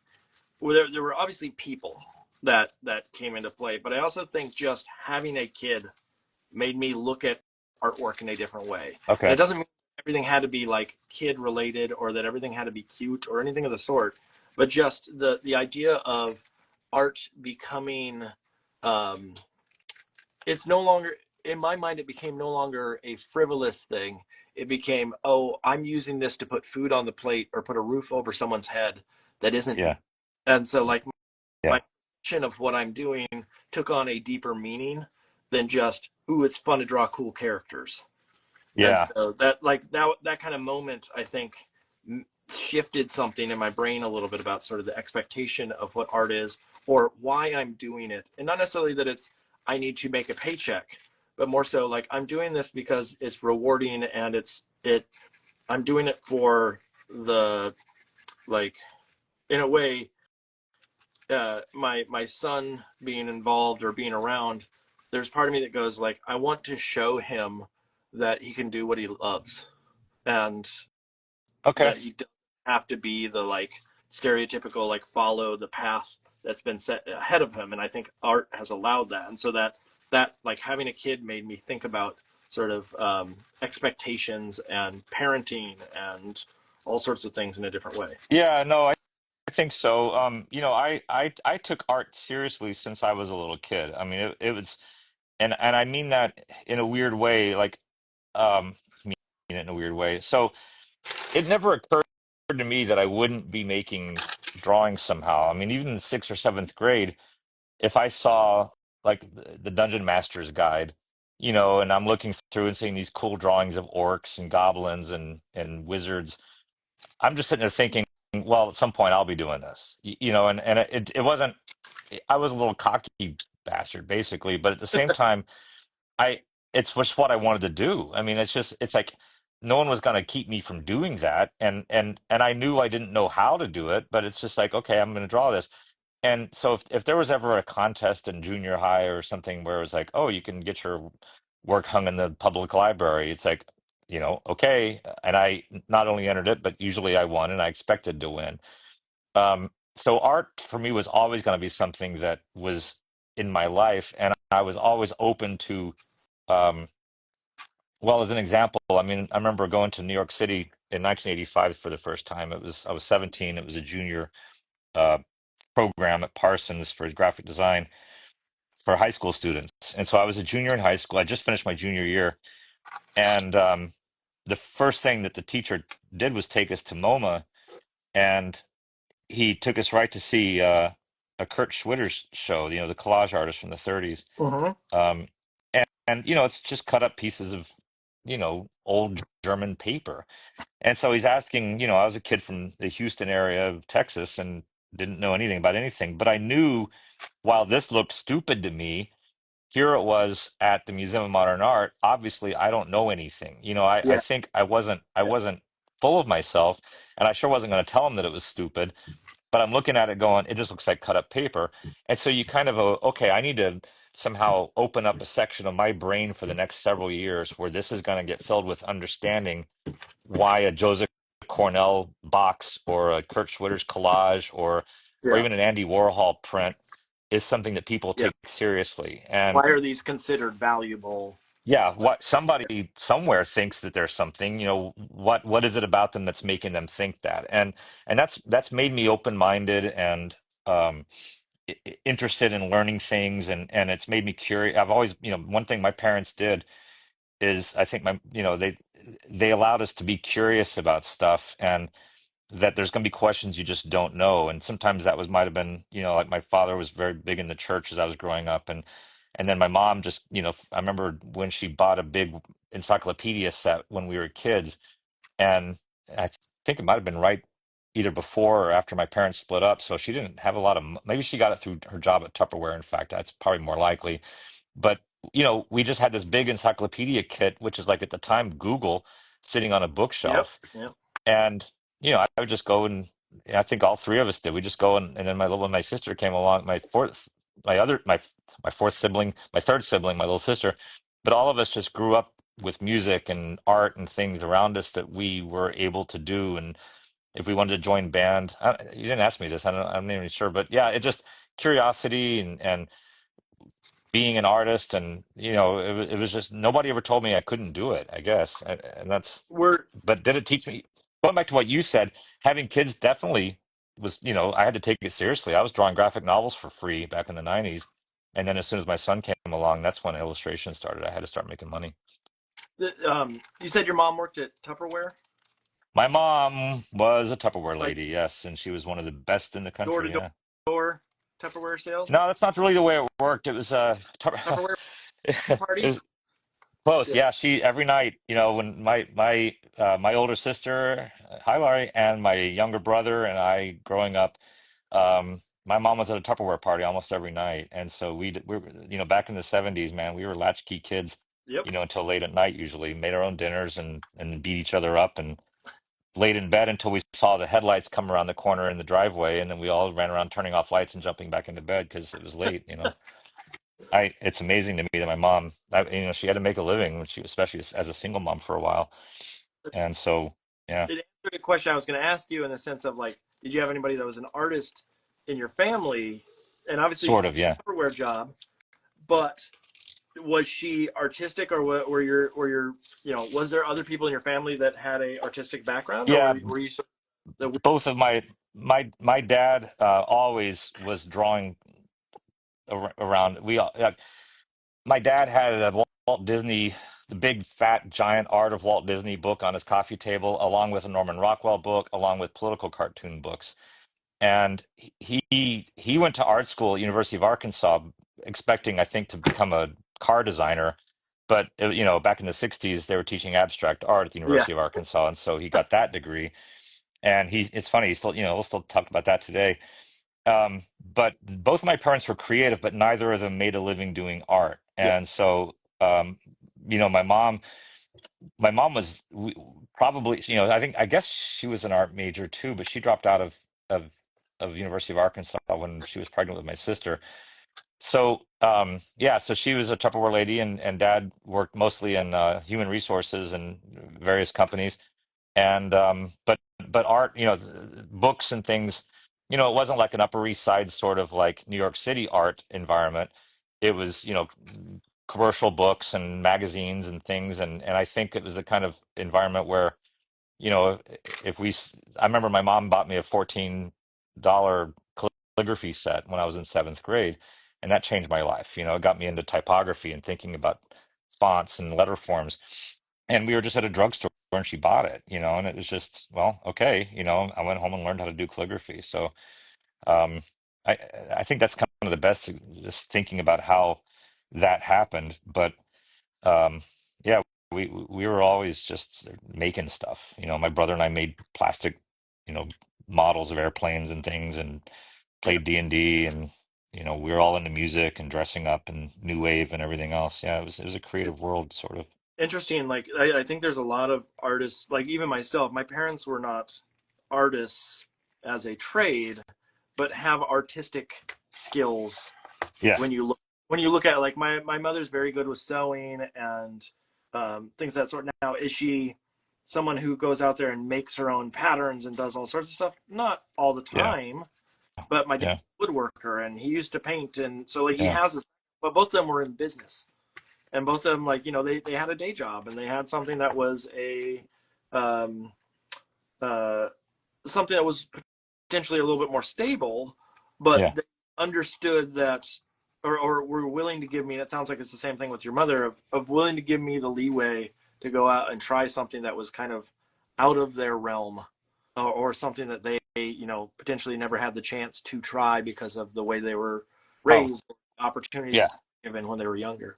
Yeah, I think that's 100% it. I mean, it's to me now, as a parent, my kids are 26 and 24 now, and I thought about this a lot, that when I was 17, my mom put me on an airplane to New York City for a month, and she didn't go. And I think about all these parents now that they take their kids to college and they help them move in and they drive Hmm. 16 hours to visit every college the kid wants to go to. And you know, I was in school for in New York. I got into Parsons and went back for college, and it was probably 4 months before my mom was able to come and visit and see where I lived at this, crappy YMCA dormitory on 34th Street at Ninth Avenue. And that's back when 34th and Ninth didn't have Hudson Yards sitting next to it. It was a different place back then. That's Um, New York back before. dude, it was Yeah. something. So the fact that I was 17 and I had some instructions from Parsons, and I think I had American Express traveler's checks in my pocket and like some phone numbers, and I'm on an airplane to Manhattan. I can't believe they did that. And that's something, and then I remember my father sitting in church when we were kids, when I was a kid, he wasn't a kid, I guess, showing me how to draw helicopters, as the preacher's preaching, he's drawing helicopters and showing me the way to draw them in airplanes and stuff. So yeah, they always just, it was always there. Yeah. It's But it was always also commercial art. That was the other thing is that's one of the things I think it's important. It wasn't, we had artists, but like Norman Rockwell in my family was a fine artist. And here now, of course, to me, I think of him strictly, he's a fantastic painter, but dude's an illustrator all the way around. Yeah. So It's interesting just the idea of like the putting you on a plane and hoping for the best kind of situation. I don't think I have the exact same situation, yeah, but there was a lot of independence and a lot of just you figure it out on your own sort yeah, of situation that not to say that students don't have that today. There's a lot of I have a student right now who is whose father passed and mother is gone, and so they're on their own, and so they do wow, have to really figure. That's a crazy situation for a student to be in, yeah, but that idea of just you figure it out, and there aren't a lot of handrails um, that are there to guide you along. And I think that actually it's in some sense it's a good thing to have that way, but also I see the value of like when I'm teaching students, and I don't know if it's the same for you, but like the stuff that I'm teaching now is not necessarily the exact same thing that I got when I was in school. And oh yeah, I'm hopefully getting them past some of the things that would have been a huge challenge for me when I was in school, or would have been really problematic uh, if or I didn't know that they were problematic, but just things that like there weren't a lot of warnings saying, "Hey, make sure you do this because this is going to fall out in some horrible manner unless you solve it now," uh-huh. or don't spend your money like the equivalent of modern postcard. Uh, the amount of money spent on modern postcard and all these advertisements that I could have done in a totally different way Yeah. uh, would have been handy information. You mentioned Jarrett before. Jarrett was my roommate in college. What? Uh, yeah, back in the day, he was my roommate and junior year, I think. Yeah. At in a lovely little apartment on Benefit Street. But he was the type of person who would like print out business or not business postcards from his printer and send them every day, kind of Yeah. situation. And like, Yeah. you know, was that the most effective way to do it? Probably not, but that was the way he figured out. And Postcards got that's how I got into editorial, was strictly yep. postcards. It was it worked. Um, is there thinking about sort of longevity and career and things of that sort? Is there something that you look back and go, here was this huge misstep that I took? Like obviously the going out there on your own and being and challenging convention for yourself and for your family and being the sort of uh, your own guinea pig in this situation called art. Um, there must have been some stumbles along the way, and maybe there still are. But Um, you have stuff that what did I tell you? I just left my agent. yeah. No, it's I don't at the time, here's the thing, I don't if if there were mistakes made, it was in ways that going back to what we were just talking about, expectations, maybe my not behavior as a grown up, but just the way I maybe dealt with certain, in particular, personal situations with editors or a book. I mean, like I think about like the most recent thing was in 2022 when my most recent book I wrote and illustrated, it flopped right out of the door. Like it was greeted by the world with a great yawn, but it was the most important book I ever wrote and illustrated to me. And, when I found out that like, Barnes and Noble didn't carry it, so then the publisher kind of wind was taken out of their sails and they didn't promote it in the way that I was hoping they would, Yeah. that was devastating. And, you know, I can't say that I was pissy with anybody on the phone or in emails or anything like that, but I probably was a chore to be around. I mean, especially for my wife, and it made me doubt what I do and how I do it. I lost faith in a lot of my own taste and my own intuition of being a writer and illustrator because I couldn't understand how this book was not accepted by the world. But also, I don't think of that as a misstep. It's just that was an emotional reaction I had. I'm not good with emotion. I'm good with logic. And so when something hits me emotionally that I can't make sense of, in my head, I'm thinking I'm doing it all wrong. So I don't know that that was a misstep, that book, or the way I handled the failure of that book. Yeah. And in the end, where I am now, I've had this rejuvenation, I forced myself, between the teaching and then starting this illustration world and learning to write again and my Substack, that all comes from that. So anytime I've had something that came across as like, oh shit, I just did this thing. I've always tried to learn from it, and I can't say not repeat it again because you can't not repeat things all the time, but just try to learn. One of the, if I was a graphic design major, so you could say that was a mistake because I'm not someone that wants a job, but at the time I thought I was going to be the next Rolling Stone art director. Um, was that a mistake to major in Yeah. graphic design? Well, no. I mean, No. look at my books. Clearly, I'm a graphic designer also. I just don't go out looking for that kind of Yeah. work. So, It's, um, yeah. it's one of those like questions that always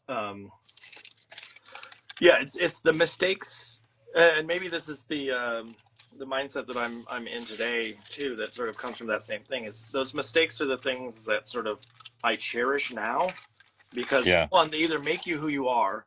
So there's like this thing where all of a sudden it's like, oh, having gone through those things or finding out the path that you should be on, or that you ended up on is potentially like there was a faster shortcut Yeah. or whatever Yeah. No. it be, is is Yeah. challenging in some sense, but at the same time, like if you look at it and start going, well, at the same time, if I didn't go through that process, I wouldn't have learned that it was the wrong thing for me, or that it Yeah. was the path that was maybe not as efficient as or didn't bring me the joy that I have now. Now I know what I dislike as much as I know what I like. Um, so I do see uh, a little bit of Nick says, "Come in quick, give Oh, Brian it's some my buddy Nick. yeah, Yeah. spend some time with the Philly cycling community." Yes, Yeah, you are a cyclist, right? I sure am. Yeah. What are we doing? Centuries? Are you that kind Uh, of cyclist? Done a lot of those. Yeah. And let me just say hi, Nick. Missed you last night. We did a big ride last night. We do a 22-mile ride every Wednesday, and Nick is a big part of that. And he wasn't there last night, which bummed me out. I do a couple of centuries a year. My first one was 10 years ago, and I've done almost, I guess, 18 or 19 of them now. So yeah, 100 miles is in fact, just I'm sitting here planning. Yesterday, I was thinking about what's going to be my first 100-miler this year, and I'm trying to work out a route leading out my door up into Bucks County, northern Pennsylvania, and back again. So it's something that's a big part of my life, and it's funny. My Instagram accounts, I have one that I call the personal Instagram accounts, my family and travels, but Yeah, really it's just a bunch of bike pictures.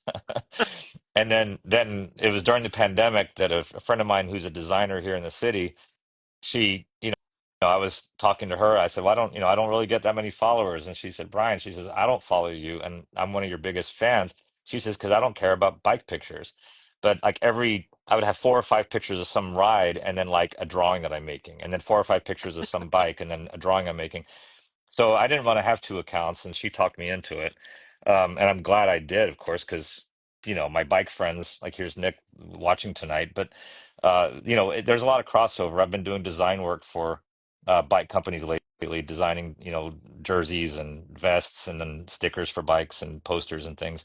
So there's a lot of crossover, but yeah, cycling has been my therapist and uh, a, So a thing I love very much. I have a question. This is a weird question, but you brought it up. So, you Yeah. do a 22-mile ride. Why 22 miles? Oh, it's a it's a route that we do. So there's a little bike shop down in the woods near my house, and it's a 2 mile ride to the bike shop.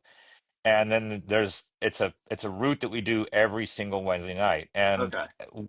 5 years ago, when the owner of the shop started doing this, I was like, this is the dumbest thing because there's so many different trails and roads around here that are wonderful to ride on. But when I saw his logic, which was that it's predictable, you don't, first of all, it takes something to plan a route every Yeah. week Yes. for you don't know who's going to show up. There's people like me who do this a lot, and then like last night, there was somebody there, and it was her first time, on this ride. And there's a couple of really tough hills, so knowing what you're going to get into with a crowd, you can tell them exactly what it's going to be like. So anyway, it's a 17.5 mile route from that shop to back to the shop, and then 2 miles each way to Okay. my house or from my house. So it adds up to about 22. It's like the equivalent of a. At first, I was thinking, oh, it's just a like a marathon Yeah, of like no, it's distance. But then I was like, I don't understand how 22 comes into play. Yeah, I was there's like, nothing. okay, If I lived farther away, it would be 23. yeah, So it just happens yeah. to be, yeah, exactly. The OCD part of me goes, well, why don't you just make it like 20? Exactly. So much easier to understand. Well, But okay, just last night we were having this conversation with some of the guys. We were talking about centuries, and I did a century back in 2018, started at a guy's house, and we didn't expect it to be 100 miles. We knew it would be a lot of miles, but we didn't know exactly how many. We were out riding around the Pine Barrens of New Jersey, and we get back to his house, and we were at 98.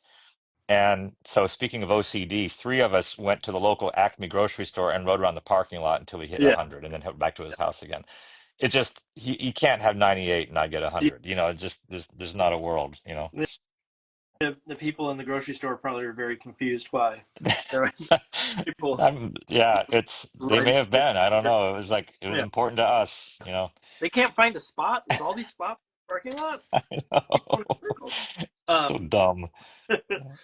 it's one of those things. I have not biked in a long time. I bought a bike and tried to do it for a while and just lost track of it. And my wife will probably once I go upstairs, will probably say, "Hey, you should get back on your bike again." But I can. Yeah. I those seats are Yeah. are You get, are not comfy. you get used to it eventually. Yeah. You got the padded shorts I I, yeah, it eventually you get padded used to it. shorts. I did have padded shorts, but it just Yeah. still it was something that like never never felt at the end of the day. That was generally the thing that would stop me. Like I would do like a 20-mile ride or that kind of thing, and then Yeah. by the end of it, I'm just like I can't sit on this thing anymore without Yeah. doing some damage to my butt. Yeah. Um, so Yeah. In fact, it's funny when I mentioned a while ago, and I'm sure she'll laugh again, but when I said I've been proud of my sister lately, she's not somebody, she was writing a little bit back, this is 2 years ago. And she's 2 years older than me, and she decided she wanted to do a big bike ride. And of course, I'm thinking, what does a big bike ride mean to somebody who doesn't ride bikes? And we decided we wanted to do um, Pittsburgh to Washington, D.C., which is there's two trails. The Pittsburgh has the Great Allegheny Passage that leads to Cumberland, Maryland, and then from Cumberland you take the C&O Canal Path down into Washington, D.C., and it's about 325 miles, I guess. So we gave ourselves 6 days to do it, and my I I had we had friends, we had seven of us all together, and by the way, we're losing all of yeah. our viewers right now because we're talking about bikes. But I remember telling Laurie, I was like, you're not going to do this. There's just, and it was not because I didn't think, physical fitness is part of it. Tedium is part of it. You're sitting on a bike for 6 hours every day, whatever it is, but your butt hurts. Riding a bike, there's friction and your butt's going to hurt. And so I told her, get the stuff, it's the stuff that helps that, so everything slides around a little better. She's like, nah, I'll be fine. So the very first day goes by and she's like, I'm getting it. So she got it. But she did that whole 360-mile ride with us, and we finished that ride, and I was so happy for her, and it was so cool just to decide to do something like this. I don't think she'd ever ridden more than 30 miles in her life. And so bike rides, yeah, you get the butt thing is important. That's why I told that story, but it's also there's a lot more to it than that. But yeah, Yeah. it just cycling, sitting on that stupid saddle that long is not easy. Yeah. Yeah. It's you build up calluses. That's I did That's build up calluses, not in a way I wanted to build up calluses, but I that's built up calluses. that's probably a good way to put it. Yeah. Calluses. Yeah. Well, get Um, back on it. I'll come up to New Hampshire. We'll yeah. go for a bike Well, ride. I like how you said like we wanted to do some like she wanted to do a long ride. I thought you were gonna say like 50 miles or something like that, but then no, you dropped from from Philly to DC. I'm like that's a little more than Yeah. a a, Yeah, a Pittsburgh. long bike Yeah. ride. That's a journey. That's a sort of the hero's journey of sort. Yeah, yeah, it was a bucket list thing. My best friends here, we all ride these kind of dumb rides together, and it's something we all wanted to do. So there were five, six, I guess seven of us all together. It was a lot of fun. um, okay, so we can bring back the viewers. Yeah. Way Sorry, going back to guys. sort of artwork. No, I think people always tune into these and enjoy the like weird randomness. This wait, oh, your sister says the best part of the ride was the shock on Brian's face at the end. My butt still hurts. Yeah. Yeah, Yeah, there's a great photo of the two of us. That there's a on the water right on the in Georgetown, which is right outside of Washington D.C. yeah. They have it's a little marker, mile zero at the beginning of this canal path, and you have to ride through parking lots of an apartment complex and then around a yacht club, and then you find this derelict marker sitting there at this swamped over entrance to this old canal. And we get there, and you're like, we've been riding for 6 days, and you're like, oh, it's over. But there's this great photo of Laurie and me standing there at this marker. We're each holding our bicycles, and it was a brother sister moment. I'm giving her a dumb look, and she's got this stupid look like on her face back at me, and it's just the best. I love it. Yeah, it was great. Um, so I'm glad she's still yeah, listening too. Or watching. That's a hasn't given up. surprise. Yeah, there's a lot of sibling love going around. Yeah, Um, so going back to sort of some of the art side of things, yeah, talk to me a little bit about sort of the because I do absolutely love your line work, but I'm also as a collage artist, seeing like the bug series you did was so good. yeah. Thanks. The robot, the skull print, or the skull image. I went to look at that one too. I was like, how much is this thing today? Because I had seen it before, but I didn't look at the price before, and I was like, oh man, that's a years down the road buy at some point. But how did Yeah. collage stuff come to be? Because that wasn't how you started out. No, the collage stuff is in fact I just pulled this one down. I'm not this is the one I'm not selling. You can see this okay, right? Yeah. Yeah, I'm trying to get the ring lamp out of it, but it's all cut paper. And so it looks kind of like the fish, and there's some similarities maybe, I don't know, but um so the collage was started, I don't know. It's weird. They really began in 2009. I was playing around with just shapes. What they forced me to do as an artist is like here I'm thinking about shapes, but mainly about the line that's making them. And collage takes the line out. And if I'm known, like we mentioned at the beginning of this, that I have that trademark crunchy yeah, line, um, and and that kind of overwhelms sometimes the way I think about starting and making an illustration. So I started playing around with painting negative space, um, using just black and white acrylic paints for a while. This is in 2007, 2008. And then I started wondering, like, what if I glued pieces of paper down to make the positive so just I made race cars first. This is in 2009, and I would just put different colored paper down and then use acrylic paint to paint the negative shape around it. And I don't know if that's the way you just in the few of these videos I've seen. I haven't been paying attention to the way you make it so much, but like I could define my lines with a paintbrush, but still be thinking about spatial shapes and not have to cut the shapes out. So it's like the paint goes over, and that's the same thing with this weird white area around this bug here. You can kind of see there. It's like it's a square piece of paper, and then I paint the round over the bug, and then the eyeballs go on yeah, top of yeah, that. yeah. And it's just a way I like working better. And so I enjoyed the process. Plus, moreover, there was no deadline, and at the time in 2009, I was busy, and I mean, I haven't not been busy in quite a while, but that's when I first was getting busy. I was set. God, I was doing a lot of work back then, and so having something that didn't have a deadline or an art director attached to it was part of that joy for me. But it was just cutting things up and playing like a kid again, like summer camp. And Yeah. and then I didn't do it again. Everything Goes came along right after that, and so that took all my time. And I didn't do collage again until 2019. And so it was these trucks that I made then. This is one of them here. It's you can kind of see it there, I guess. It's a garbage truck, and and we pitched a whole alphabet book of trucks that didn't go anywhere.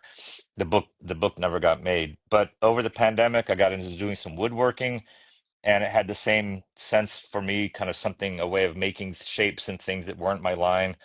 And then this uh, I guess this gallery, this little coffee shop down in South Philly asked me to have a show there. I had a year to do it, and I thought, uh, I just decided to myself, I'm going to do this in collage, and started taking it seriously quickly.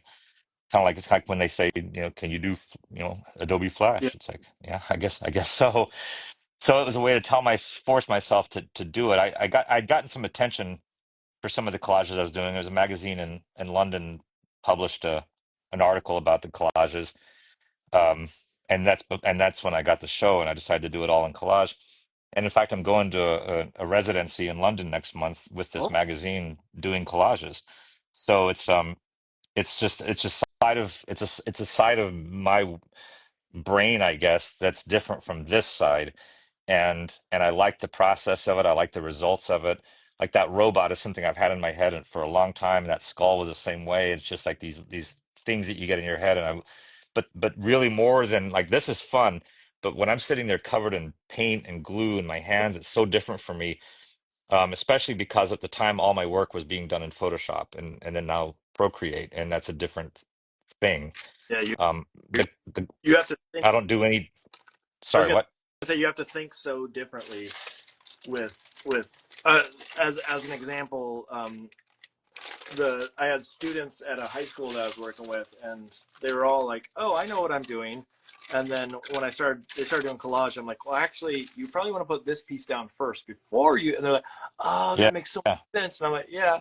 And it's just one of those like you don't know until you're using different materials how, like you have to learn the process each time for a new material. And I No, imagine, it's true. This is the sketch for that robot that you're talking about. Um, and if you're like me, I'm looking at this and I'm thinking, what's going to be the first thing that I have to put down? Um, how's this going to be yeah, constructed, being made 3 feet tall on paper or on wood out of paper? And so like the way that and then of course, no matter, this is a rough sketch anyway, but it still doesn't turn out like this. It's still going to end up, the material wants to do its own thing half the time.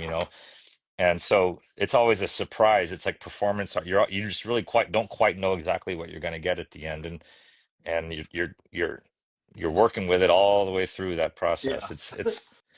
It's fun. I love it. But I would hate to do a whole book of it. I don't know if I could do, Oh, especially with a character. If I had to do a character that had to be repeated, just because I use all these old maps and papers and stuff, I don't. I think a truck, if it's a different truck on every page, I could do that. But if I had to draw like a character or an animal on every page, that would be harder for me. I don't think I would enjoy that that's much. that's I guess. next book that I'm waiting for the notes back on is a full collage book. And I planned it in a way though that hopefully will make it easier wherein rather than doing lots of different colors for each character and lots of different textures and things of the sort, it's each character is a color. And so Oh, there you go. it's sort of like a color is a character with some line work on it, and that solves that. Yeah, And so then the yeah, background is going to be a lot more expressive. So the characters will have some expression, but not to the same level as the backgrounds. But it is going to be a learning curve of like how to actually make this consistent yeah. and it's you have it even harder with the sense of like using old found imagery, Yeah, because if you choose to put a little like texture behind someone, do you have enough of that texture to that's it. Yeah. go the distance of sorts? I was And I telling an editor that, and she said, "Well, why don't you just scan the texture in?" And I said, "That's the whole thing. That I love the collage because there's like I don't do digital collage, yeah, and I don't have a lot of rules. I don't really think about rules with illustration or art. that But when it comes to my collage work, I'm not doing that in Photoshop. No way. yeah. And I don't know why. It just is that it makes me go blech to I think would about do it, you know? touch up in Photoshop, but Sure, yeah. it's Yeah. never the original in or Procreate or whatever app. There's a limit on how far I'm willing to go before I say that is not the material that I'm using, Yeah. uh, or it becomes something else. And so Yeah. totally get it. And then it's a question of like, yeah, how much stock? Like, if you can find a little texture that you like, can you find other versions of it? And I luckily can say like, oh, if I need a color of a character, I can make swatches upon swatches upon swatches and try to match Yeah. what I can. But that is a real challenge. It's Uh, it's funny.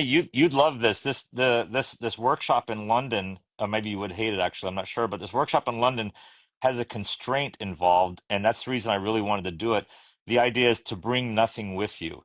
So everything you use for your materials has to be made or found, in your time in London. And I've never been to London. So I planned 3 extra days to get there, and I'm going to go to rummage shops and old bookstores and oh, I flea would love that. markets and find all that crap.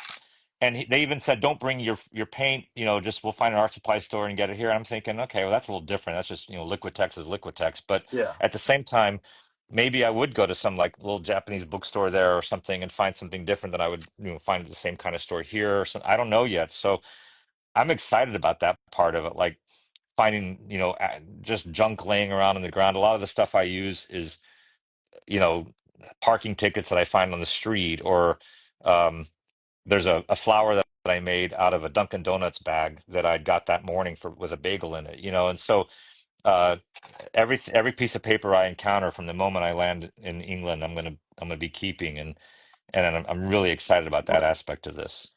You must know Gary Texali's work, right? Sure, yeah, yeah, of Yeah. I course, was, yeah, thinking about that idea of just like sort of found object. I feel like there's not a lot of people that do found object illustration. There's a few that are out there, but Gary Taxali is one of the ones that sort of always jumps to mind. yeah, Um, yeah, when I was in Paris, the last day that I was there, um, for your I went to domestic lunch. thing, right? What?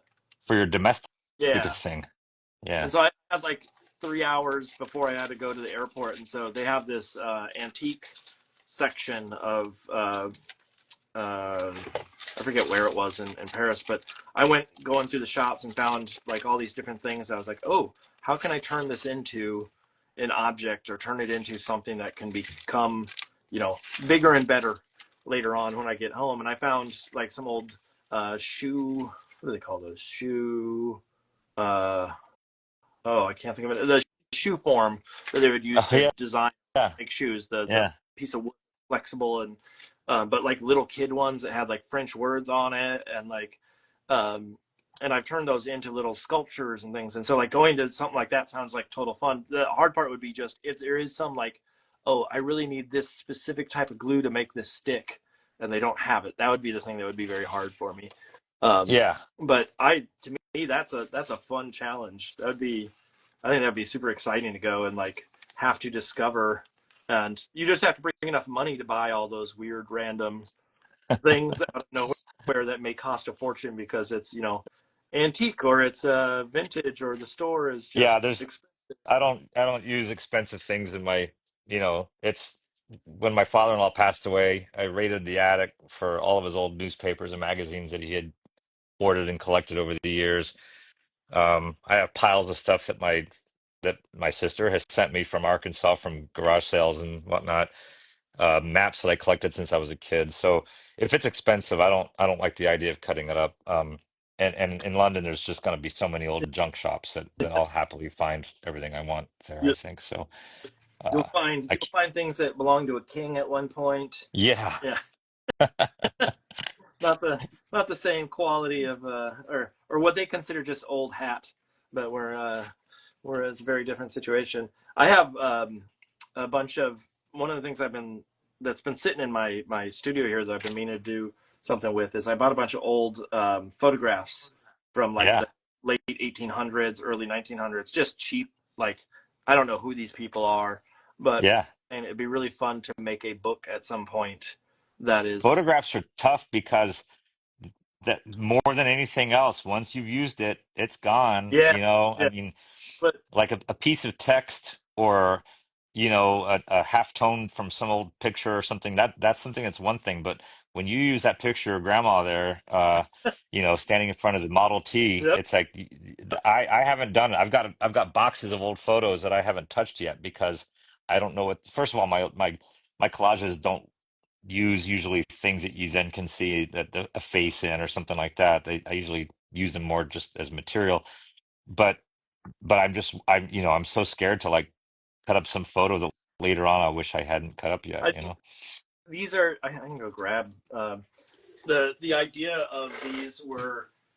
Could I paint like animal heads on top of them, but make a book that is a collection of old timey photos with stories that go with them. Oh, okay, yeah. You don't need to have the same photo over and over, but you do need to use. I mean, yes, once you use it, it is gone. There's nothing else that you can replace it with.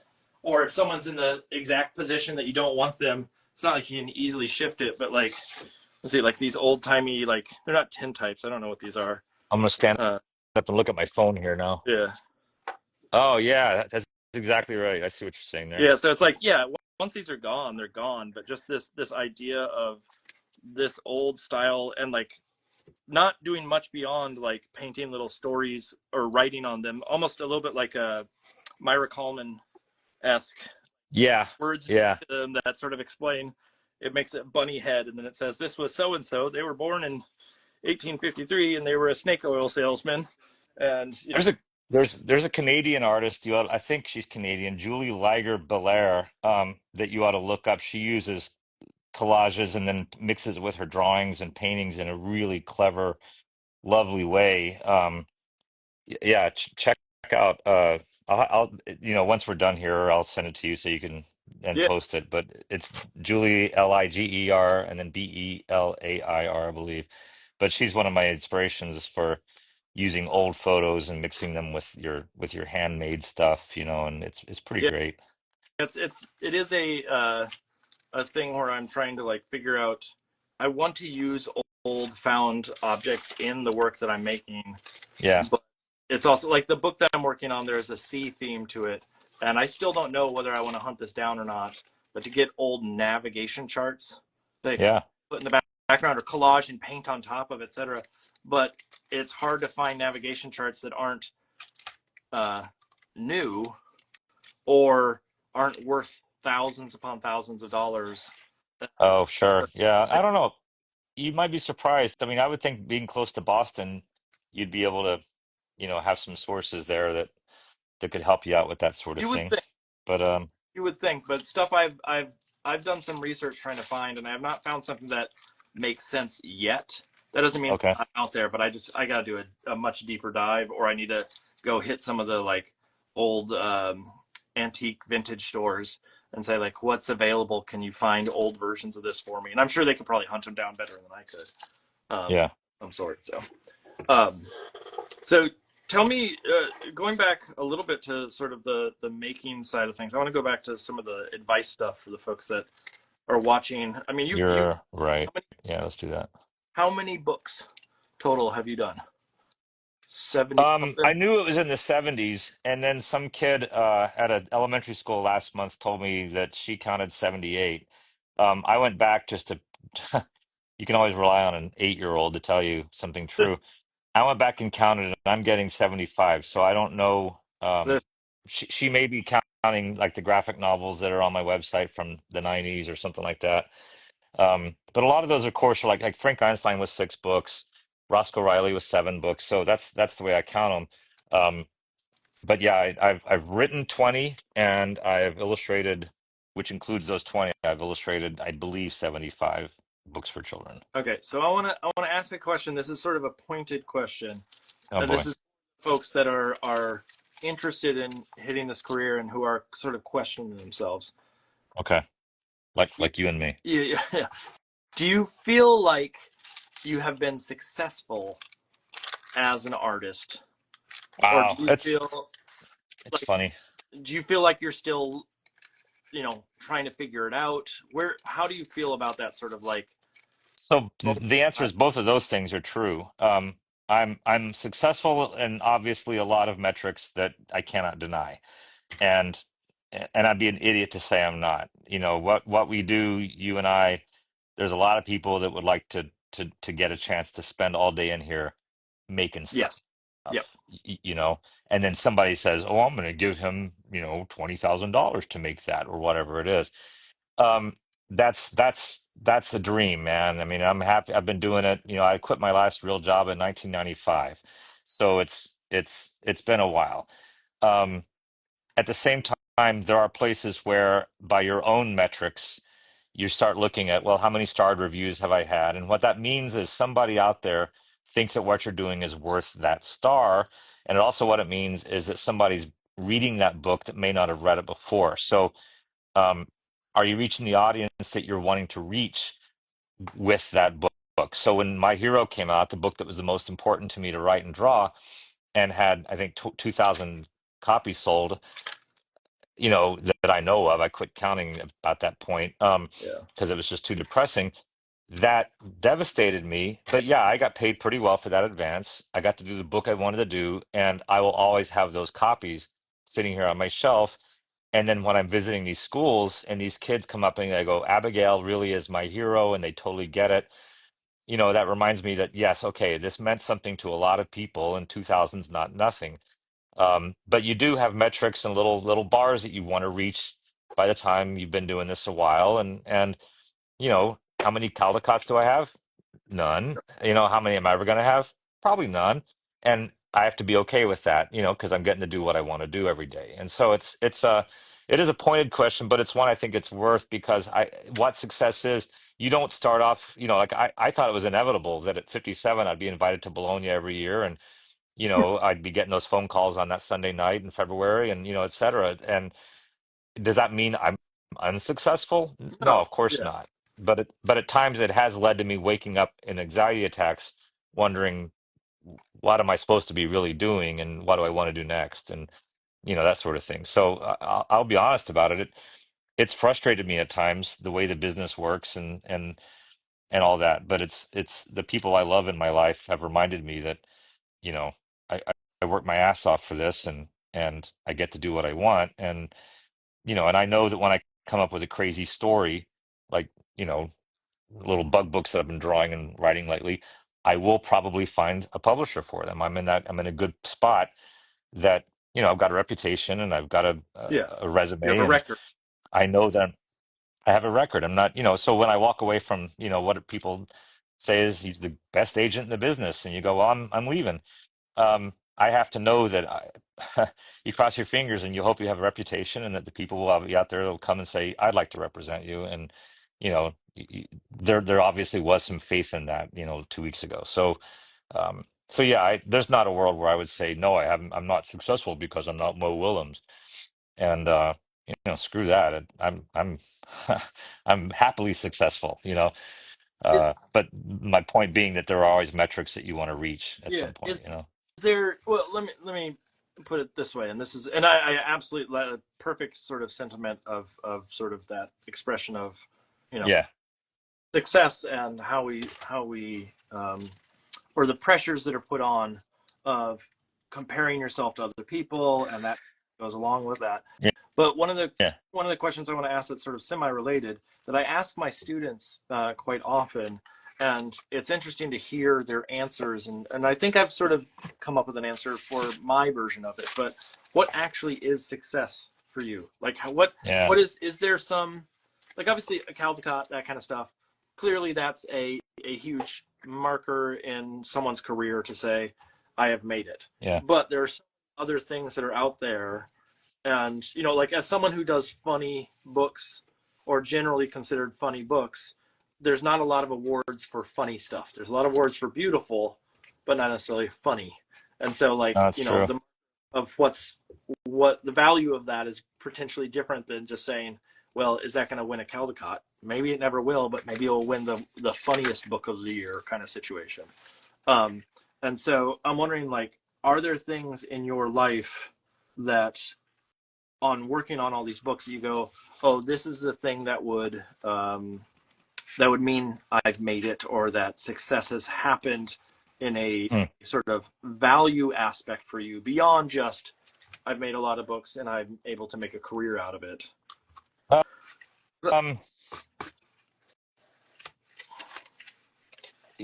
you know, I don't know. I mean, I got invited to 14 schools in 4 weeks, and you've been to school visits, and you Yep. get there and you're Taylor Swift for 3 hours, and um, that's not when I got into this business. I didn't even know school visits existed, and I didn't really want to do them. I don't like leaving my studio, and I don't like breaking my routine. But that those 14 visits are the ones that gave me the courage to be able to make my big change that I made 2 weeks ago, and gave me the courage to go forth with these insect stories because I got to read them aloud to those kids and have them scream at me that when I told them how long it was going to take to get published. I said, they're 8 years old. I said, you'll be like 14 when it comes out. And they don't understand that, and so it's a different metric every day, really. I mean, it's like today I want to draw this drawing, this fill the space with fish. That's going to be success.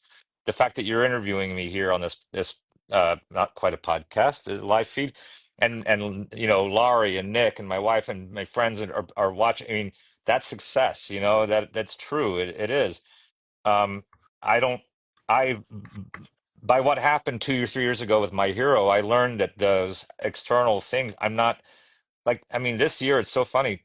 I had two books come out last year, and when the ALA Awards took place in February, I was drinking coffee. I came to work, and then I started seeing posts about, oh, look, somebody won a Geisel. I'm like, oh yeah, when is the AL? Oh wait, that was this morning. I'm not even paying Yep. attention to it like I used to.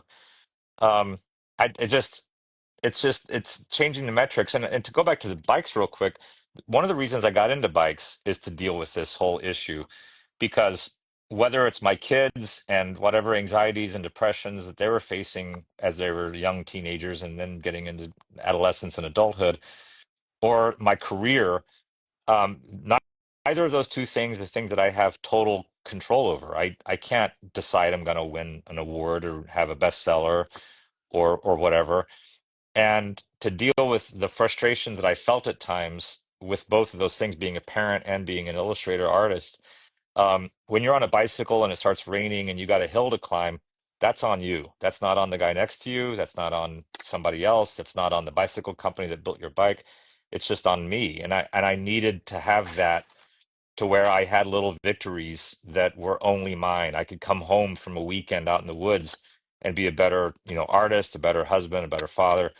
So this is a question where I need to go get that bottle of whiskey sitting in my kitchen and bring it over here because it's important stuff to me, and it's hard to talk about sometimes because I don't want to sound ungrateful, but at the same time there are things obviously anybody who does anything will have that they say, I wish I could do it at this level instead of at this level. Yeah.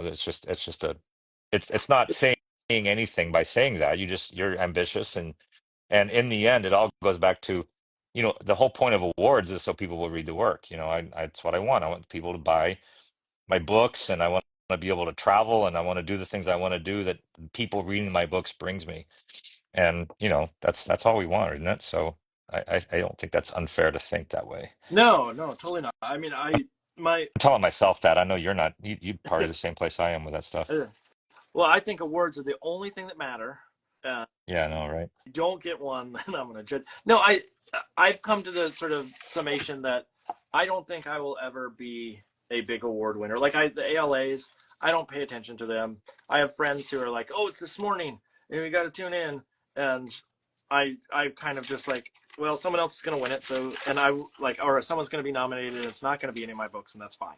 Um, I've sort of made peace with that, Yeah. and now it has become more of a when I look at the work the value system that I'm putting on it is less about like fame and more about longevity, Yeah. and being able to say like it'd be cool to continue doing this for another however many years Yeah. and still have some voice in it. And that's probably a harder or a much harder accomplishment than winning an award in a sense, in my mind at least, because Yeah. it requires not a one hit wonder. It requires something else. And so like there's part of me that just goes, well, I would really love to not have to worry in the future. And I don't think I've gotten to that point yet. I really don't think I've made the level, and it's going to be a long time before I ever feel that. But I do think that that's sort of the moment for me that I'll say, oh, like maybe it's when I retire. Maybe it's the moment. Are you gonna retire someday? Because I'm not. Uh, I don't think I'll have a choice. And I, I mean, it's pipe dream sort What is that? of thing. I think it'd be cool to retire or to at least put down the brush in a way that is not for commercial success. Okay. All right. Yeah. So Yeah. go ahead, go ahead. Like, no, as I say, Lane Smith mentioned we were emailing this. So here's another level of success. When you're getting to like email, or you get an email from somebody one of the main people who's responsible for me getting into this business, because I read Stinky Cheese Man and said that's what I want to do. Yeah. um so I was going to ask you, in fact, when that Caldecott stuff happens, are you excited and delighted when somebody Oh, wins? absolutely, Because it's that absolutely. I can log on years I don't have a single book out, but and when they announced, like when Dan Santat won and when John Klassen won, and when I see people who I know before they won these things win these things, I know what it means to them, and it's so cool it's kind of like knowing Oscar winners. You're like, oh Yes. my God, I know these people and I work with them. And so like, but anyway, back to the retirement thing, like Lane Smith is like, I got a couple books left in me, but I'll just be happy painting these giant canvases that he paints until he drops dead. And in talking to agents, they asked me what, at mid-career, which is generous, 57 years old, mid-career, what are you seeing as your future? What do you want to be doing in the future? And I'm like, I want the opportunity to, when they bury me, I'm going to have my hand sticking out of the ground with this pen in it saying I'm not done yet. It's true. It's so like I got things I want to do. And that, I guess, more than anything else, defines some sort of success, is that I know I have the opportunity to do them. Um, it's always struck fear in me if I don't know, lost my eyesight or something that would keep me, sometimes you have these drunk conversations where someone says, well, if you went blind, Brian, what would you do? Yeah. And, I have to stand up and pace around a little bit, but, I guess I would find something. I'd learn how to type and write with some assisted software that can, say the words as I'm typing them. I don't know. I guess I would probably be happy as a writer instead of a drawer if I couldn't see anymore. Well, what if I lost my finger? It's all these horrible scenarios of like losing Who's arms and things, but who's asking me questions? That's the who's, I don't know. Maybe just me. It's like if Sasha was here, my wife was here right now, she'd be like, just shut up. Quit talking about this. Why are you talking about this? It's so depressing. But it's not to me. I'm actually interested in thinking about it. But at the same time, it is sort of, I've got a lot I want to do, man. And I know that as success goes, knowing that there is a mechanism out there for me to do it, that's that's that's success enough, yeah. I think. And yes, you do have each goals for each book and each thing that you make, and you want people to buy it and hang it on their wall, and you price things accordingly, whether it's an advance or the price of a painting you're making or something like this. But the fact that I get these opportunities to draw pictures of fish and grasshoppers, and kids cheer me when I walk into their elementary school and all that, it's pretty good, Mark. I mean, come on. It's amazing. Like I think what I my maybe the marker that I'm talking about is like not necessarily retirement, but again that idea of like when I don't have to worry about the finances of a picture book. Yeah. And Yeah. I choose to do something because I want to do it, not because I need to do it. Yeah. And I Yeah. think that is like, I think I will probably be painting or making of some sort. But I'm also, it's interesting. Like, I'm not a person who sketches. I do not like sketching. Yeah. I like this is what I consider sketching. I'm just figuring stuff Wait, as I go do along. you mean sketching? Sketching? Let me ask you what you mean. Sketching as in part of the job of making a children's book sketching, or do you mean sketching like sitting down with a notebook and just making stuff that I doesn't have a real I or am or okay doing it both? for a job because it's a job. But if you Yeah. ask me in my free time, do I want to draw? I don't. Yeah. You don't? Is that what you said? Sorry, you I cut out. I, I don't. I, Okay. I like to make, like, I like this kind of stuff. I don't mind sitting down and like making a piece, but I don't have a sketchbook. I don't like Huh. the idea of sitting down with a sketchbook for or filling the sketchbook. And part of it is it feels so like one because I like color. Uh, I like to sketch in the material that's the finished material versus the sort of like Yeah. rough material. And so like I consider this when I say gamma doodle, some people come on and go like, well, you're not really doodling, you're making a finished piece. And it's like, no, this is doodling. Yeah. This is playing. And I think essentially that's the same sort of sentiment of like what doodling means to me is just play.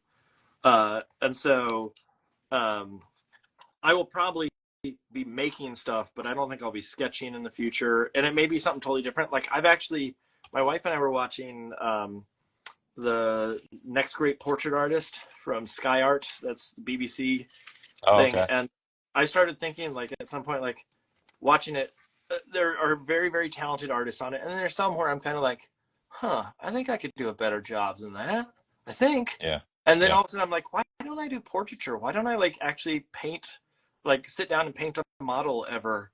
Like, I've drawn a model in class for students, but I've never sat down and painted a model since college.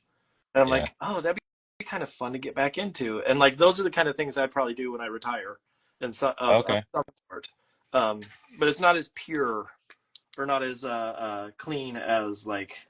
Um, uh, uh, I don't think I will be illustrating in the same capacity. Let's put it that way. Yeah. No, Uh, I get that. There's the drawing. So I love drawing. One of the things I find myself saying a lot to people, like when my students ask me or something like this, is there's a lot of things I like to do. Like let's say bicycling. I love bicycling. There was a world when I was a little younger, I might have thought I might be good at a certain type of racing. But to race, you got to get up in the 6 in the morning. You got to get out in the cold, and you got to practice, right? yeah, Um, I love playing the guitar. I'm a terrible guitar player, but I love doing it. I hate practicing. I like noodling, I guess is like the equivalent of what we're yeah, doing here. But with drawing, I like the boring parts. I like the most boring part of drawing there is. I'm perfectly happy, sitting down and just spending the day doing exactly what we're doing right now with no purpose other than just to make this thing. And if I didn't have an audience on Instagram, I have a lot fewer followers than you, but if I didn't have an audience to see it, I would probably still do it. And because I did before the internet, I just drew all the time.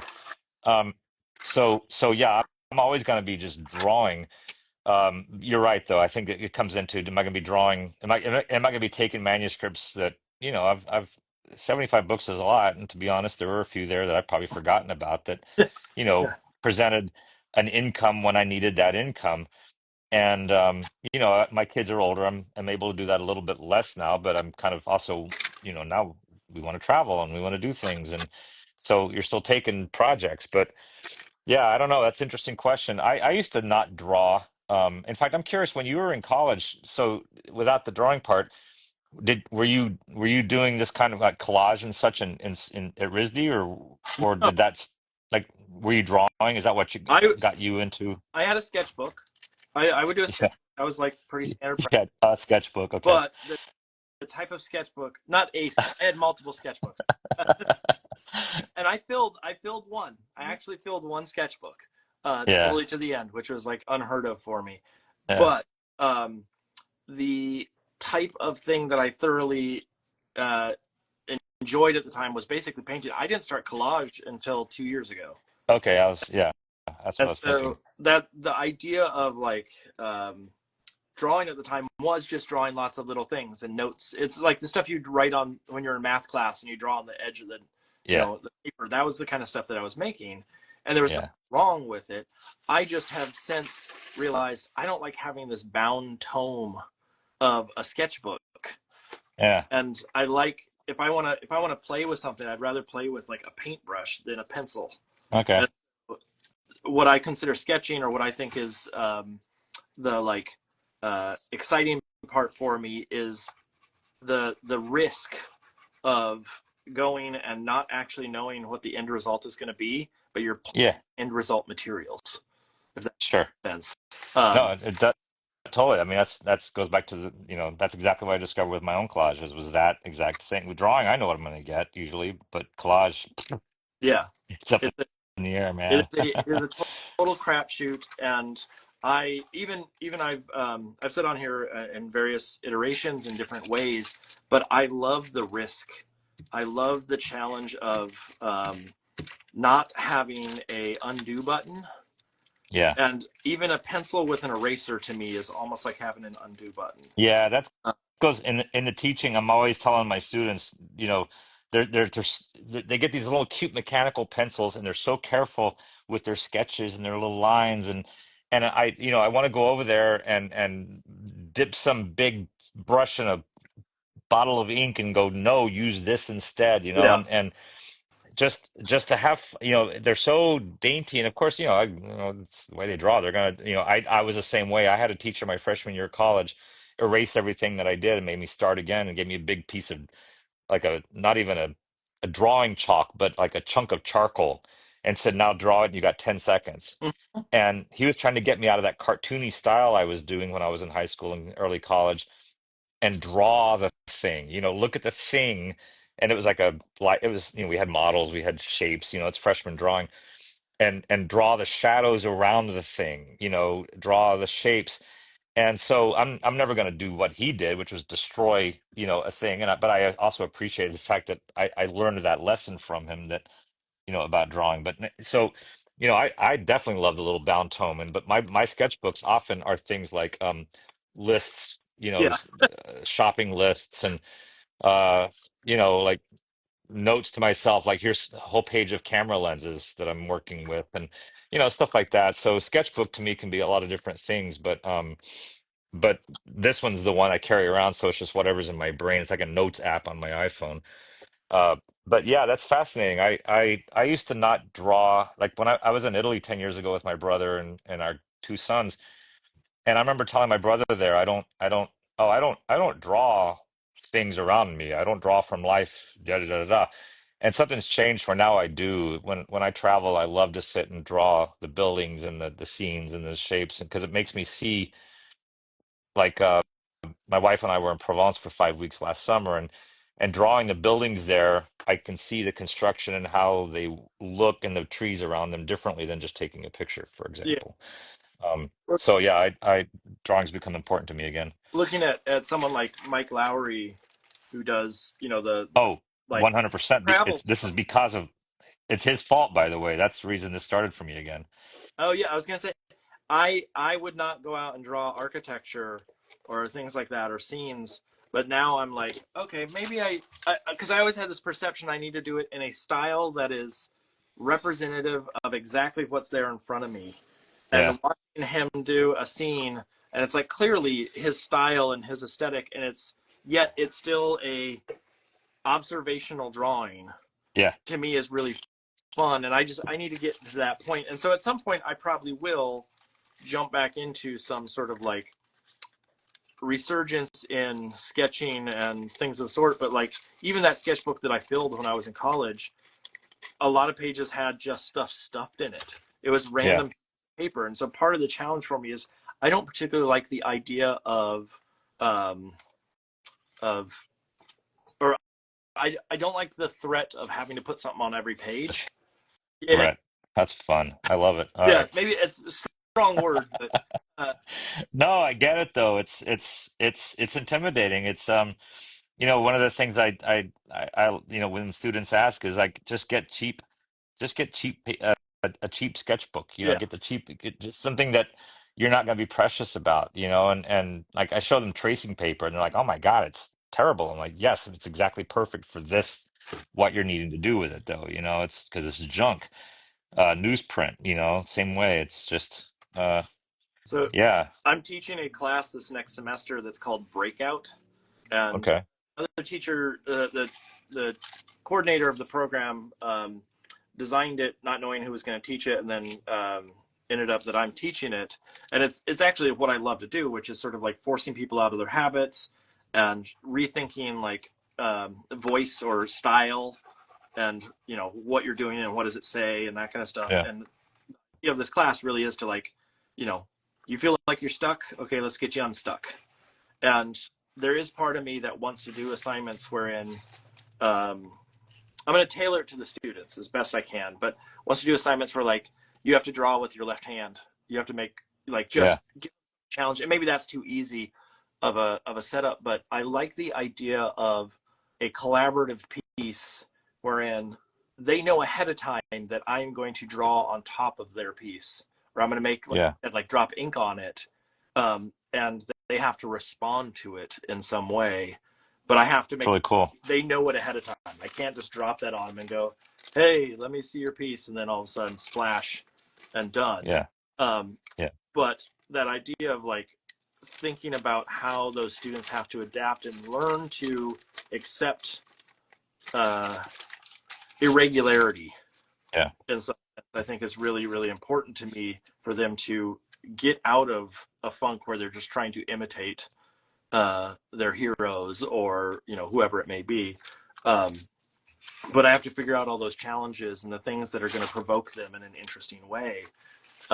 And what was really fun is I told a student that because we just had registration a couple weeks ago, and one of the students came up to me today and said, "Ooh, I'm in your class," and I said, "Okay, cool." And I said I was going to send a Google form to find out sort of where they're struggling and what they need help on and what I nice. said. But I also scheduled it for a painting room, not an illustration room. And they looked at me all confused, and they're like, "Well, I'm digital." And I had to stop them and say, "Well, are you? Yeah. Why?" No, it's weird. It's weird to hear a 19-year-old say that they already have a Yeah, style, you know. yeah. Yeah, It's like just because you have an iPad and can know how to draw on it, is that potentially the thing that's actually making you fall prey to getting stuck yeah, or, you know, or caving to what you think people want from you? And so I purposely put it in a room where if you want to get messy, you can get messy and no one's going to yeah. call you on it and go, "Well, my tables. That's Oh, you ruined really my cool. tables." And so it'll be interesting to see, but you know, there may be students that are like, "This is the worst thing ever. I don't know why I have to, why you're coming over and challenging me all the time." But I will You're making me feel bad. put, yeah, yeah. I mean, I remember when I was in school. I don't know if you had the same, but like teachers that would rip stuff off the wall, Oh yeah, or teachers that would tear stuff in half. yeah, And you know, at a certain point, you again that was one of those like you just can't do that now. But there's yeah, some way to force some rethinking in the way, or to make someone realize that stuff isn't precious yeah. at that. How do you? Speaking of that, how do you store all your drawings away? Like, are they? Are You mean after I rip them in half or before? but Um, yeah, yeah. What trash barrel do you put them in? um, this it's becoming a real problem, Mark. That I have so that's been part of the whole thing with digital is that, you know, it's nice on one hand to not worry about it. On the other hand, you know, when you get a piece into the Society of Illustrators original art show, Yeah, um, what are you gonna do? And so, you know, they changed their, in fact, they just changed their rules for last year. If you have a print, it has to be very small, even once it's framed. Something like 18 inches is the longest dimension you can have, and that's tiny. And children's books, of course, a spread is yeah, like usually 2021 before it's framed. And so I think, I don't know if there's a conscious effort for, you know, the Society of Illustrators to be trying to get more original art into their original art show, but I wouldn't be surprised. But I've got a flat file over on the other side of my studio that's full of, you know, little drawings that go back to when I was doing editorial work and, you know, pre-children's books. And then each of the big children's books that I've done has a big archival box in my closet here. And there's probably 15 of those boxes full of material, sketches, tracing paper. I keep everything. Yeah, And that's part of, for there's sure. an ego involved where I like to think that at some point someone's going to want to, Some have that. some collector out there is going to go, I want the whole thing. Give Yeah, me a no, yeah, not it won't be a private collector. I'm actually I've got to talk to like the Philly Public Library has expressed some interest in taking it all, or at least chunks of it, so that our and that's nice for me because it's my city yeah, library, and if that actually happens, I've got a friend with contacts at the uh, Library of Congress, and they like to get a hold of American art, like graphic arts, and they'd be interested in like just the materials from one book, yeah, for example, not a whole yeah. collection. But you do get to this point, and you start thinking about like, first of all, like what would happen if I was walking home tonight, and got hit by a bus or something? Ha ha ha. And what would my kids and my wife do with this place? And I like to go dark, by the way.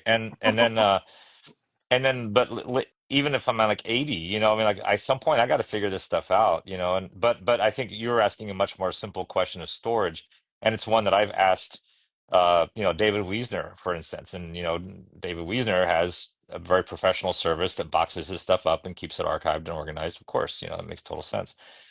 Or a gallery and private collectors, that same thing. But I don't have either of those things, so I've got to figure this out because I don't really know yet. But yeah, I have lots and lots and lots and lots and lots and lots of drawings sitting around. I'll tell you what your wife's going to do if you don't make it home, is she's going to take those nibs, she's going to sell them Yeah, and I know, live right? off of the earnings from the. It's yeah, two $45 used nibs. So yeah, uh like I luckily, neither of my kids are working artists, but the younger one is is an artist. And actually a year or two ago, he was over here and I said, by the way, it sounds like the Lion King, but when I'm gone, this is all yours. And he starts laughing and he's like, I can't wait. I'm like, well, wait a minute here. But at the same time, I I I would like him to take that seriously in the sense of like, I don't want my stuff to be thrown in a trash Yeah. can out on the sidewalk someday. But at the same time, there's a lot here to deal with. And I've peripherally watched my sisters clean out my mom's house, and I watched, my wife and her siblings clean out her dad's house, and that's a chore. And so, I'm looking at just this bulletin board here. I'm like, that's a chore, and that's just a bunch of photocopies. So, but yeah, what to do with original art, I think is a tough question. I don't have I an just, answer. I don't know. especially like my flat file system over here, and like every Gavin dude, every night of these, I'm making a Yeah, piece, and yeah, a lot of them are just sitting off to the side here, with and some of them I'll sell, and there's some that I'm going to keep, but eventually, like, yeah, what do you do with all of this stuff? yeah, And there's that notion of like, well, if you wait long enough, someone will buy. And, and that's probably true in some sense, but also it's not um, a solution that solves today's issue, which is the fact that it's sitting over here on the side taking up space. You know, if yeah. It's not something I can count on. I would like it to someday, but maybe I'll have that giant robot sold someday, and maybe I won't. Um, it's funny you were talking about how much that collage of mine, the robot I just posted today, it costs. I think I put 2,500 on it, and I think about these collages, and I'm sure you do the same thing. You get this emotional attachment to something you're spending hours or days working on. And when I had to price things for this coffee shop show I had this last 3 months, I find myself just thinking, what would it take to pry that out of my cold dead hands? yep, And it's like, yep, I love that little collage. I built a frame from a piece of wood for it. I have a wood shop over here in my studio, and I build my own frames when I can. And it's like, how much is realistic that somebody A might want to spend for it, and then B, if they spent that, can I say, yeah, all right, it'll look good in your living room, And so you find these weird numbers that are like, okay, $600 would be the way that gets out of my studio and into your house. I don't know if it has that value, but what's cheap, what's not cheap, I don't know. But I was thinking about that robot today. I'm like, what would it cost Well, to make me okay not owning that anymore? And I'm like, well, $2,500 sounds pretty yeah, good to no, me. there's pieces that I've made that are never going to be sold. Yeah, Just and it's yeah, not that they're like the best piece in the world or anything of the sort. A lot of times it's yeah. sentimental value, or it's some like Oh, or like, exactly. oh, this was the piece that helped me figure out this one problem or Oh, this yeah. one I had with my work. And so it's like I need to save this for my own, like the value of my own work and understanding like why I do this as a job and whatnot. Um, It's let's see. totally true. I've got the original art of my first graphic novel that I drew when I was 23 years old living in France. I will never break Yep. that up. Somebody might buy the entire collection one day, but I'm not selling an individual piece out of it. And it's the same with Everything Goes. I'll never sell an individual drawing from that book, that first Everything Goes book, apart from the whole collection. It's just not going to happen. So why? I don't know. Well, I'm just not doing the it. um, one of the like, yeah, I have some books that are like I have the whole collection and whatnot. And I've had people that have had interest in, you know, Yeah, a piece or two from them. Like I one of the books, the author wanted a piece from it. And it's yeah, like they get a piece. That's not even a question. They can have that piece, and I'm not going to fight it. Um, yeah. Wait, do you sell it or would you uh, give it to them? in that case, I gave it to them. That was Okay. it's a like, and it wasn't like one of the big pieces. They just wanted a piece, and so I picked. I think it was the back cover, but it Yeah, had all the characters on it and things of yeah, that sort. And it was just, it was a. I'm doing this because I think it's important that they own or have a piece, and if it wasn't for them, this book wouldn't have been made. And so yeah. I don't, you know, say Totally. give me lots of money in order for this to work. Um, and in turn they gave me some gifts and other things to sort of, not necessarily the same value, but still like the heart was there, so who cares at that point. Yeah. But there are plenty of pieces that are over here that just need to like get out of the way. And so Get out of my if, house. yeah, people are listening, basically Ryan and I are saying, let us know, we have some stuff we can move. But it's a question of price. Like, again, I don't want to give away stuff for free because like there's some inherent value to my life in those pieces. Yeah, yeah, But there is that threshold. Like, yeah, how much does it cost? Or the one thing that you said, which I think is really interesting, and or a take that I never really thought about, was not just how much would it cost to get out of my house, but how much would I be willing to give this piece away, knowing that a person might put it just above their printer in their office, or tack it into a wall somewhere with a tack, and like may not put it in a frame, may not put it in a place of recognition, and it's just, oh, they just want to have it and store it away, is very different than someone who wants to, like, oh, they have a room for their kid and they're mm, getting artist work and putting it up, and they're going to frame it all and make it look lovely. And then well, the that's person fun. next to him who goes, I want this piece, and then they just, you know, slather it with shellac, and go, well, now I can just put this above my trash can. And like, Yeah, well, that's not how I want these things to end up. So how do I justify, or how do I make them know that, I like, don't know. if you're buying this, please give it the respect it deserves situation. that I had 11 or 12 pieces from that collage show that went down last week sell, and some of them are, pieces that are kind of important, that I really liked. And I've kind of wondered, like, I haven't thought about those thoughts, like, Yeah. are they just gonna, where are they gonna hang it? But I've more thought I'd like to get a picture of it in their house someday. When they hang it up, can you send me a photo of where and how it looks? Just, it's like I want to see a little happy home, Yeah. and like I have a friend that bought a piece, these fish that I collaged a year or two ago, and it's hanging in their kitchen. And every time we go over for dinner, I see it there in the kitchen. It makes me really happy to see it. It looks nice. They have other art in their kitchen as well. And yeah, it's like I still want to be able to know it's there. And when I have friends who show interest, friends with taste or something like, where I know they're going to hang it somewhere Yeah. good in their Yeah. house, it's always a delight to go to a friend's house and find and see that they've, hung a piece of mine somewhere that is meaningful, that they see every day. And it's like, that's really cool. It's and it's the same. I mean, the same respect goes the other way too, and I assume it's the same for you. Like after doing all these Gavin doodles and meeting people and collecting artwork and whatnot, like if I get a piece from someone, it's funny because there's so many pieces that we've collected from various artists over the years, and not all of them have been hung up, not because we Oh God, spot. don't get me started. What was that? I said, don't get me started. I have so much artwork I need to It's hang. just like where do we put it, where's the spot that this thing needs to sit to sort of be cherished.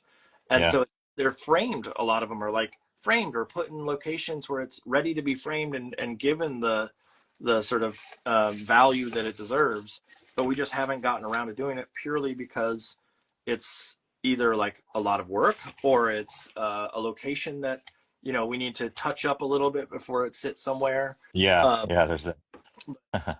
it's interesting, like especially with the you had mentioned earlier, and I don't know if you still get this, but the fangirl aspect that happens for me, like asking these Gavin doodles, like admittedly, when you said yes, we were very, very excited in this house.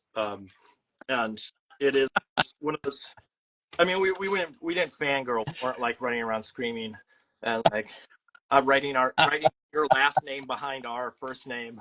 I'm gonna mark big someday. Uh, but That's not what I was thinking, but okay. uh, but just that idea of It's getting late. the amount of people that we have met and interacted with on this show, and people that like I never thought I would know or Yeah, yeah. have some interaction with, is so insane No, I and imagine. rewarding. Yeah, uh, as someone who, like, I have a career in illustration, but I don't consider myself big in any of the fields that I've been in. yeah, But yet this industry is so like caring and giving yeah, that people saying yes is amazing to us. And then all of a sudden there's this network of people that we know that I feel like at some point I need to get all these people together and have a big party and buy them all around to say thank you for actually listening to me talk for 4 hours or whatever, however long they stay on. And it's such an interesting like environment with Kidlit, and as you mentioned, like the heroes that you had, and then all of a sudden now you're talking to your heroes. It's like it's so weird that happens, and I'm sure that happens to almost all Kidlit folks. yeah. I think so. Um, I know, I mean, even when I get a chance to meet somebody or talk to somebody, that's like huge. Well, I mean, first of all, people like say, John Klassen is one of the most unassuming human beings I've ever met in my life, and I love that guy. And when he's in town, not a year or so ago, we went out for dinner, and I'm just like, wow.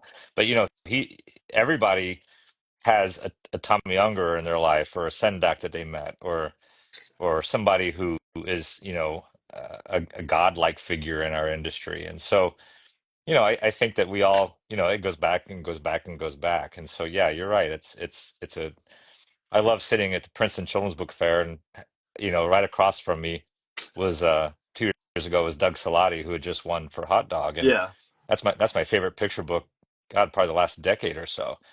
And I just think it's such a 100% brilliant book. It's the first one that won the award, where I was like, that's the one that should have won. I just felt like that's it.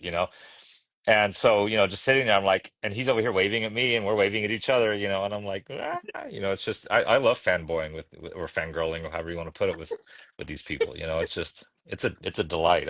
I love that aspect of this has business for sure. anybody ever fangirled? And I don't know why fangirl just makes it funnier to me. Uh, Yeah. but has anybody ever fangirled over you besides little kids? Like Uh, who's come up like, oh, Brian, yeah, you're that's I've happened. dreamt about you, or No, not in that way, yeah, no. not But sorry.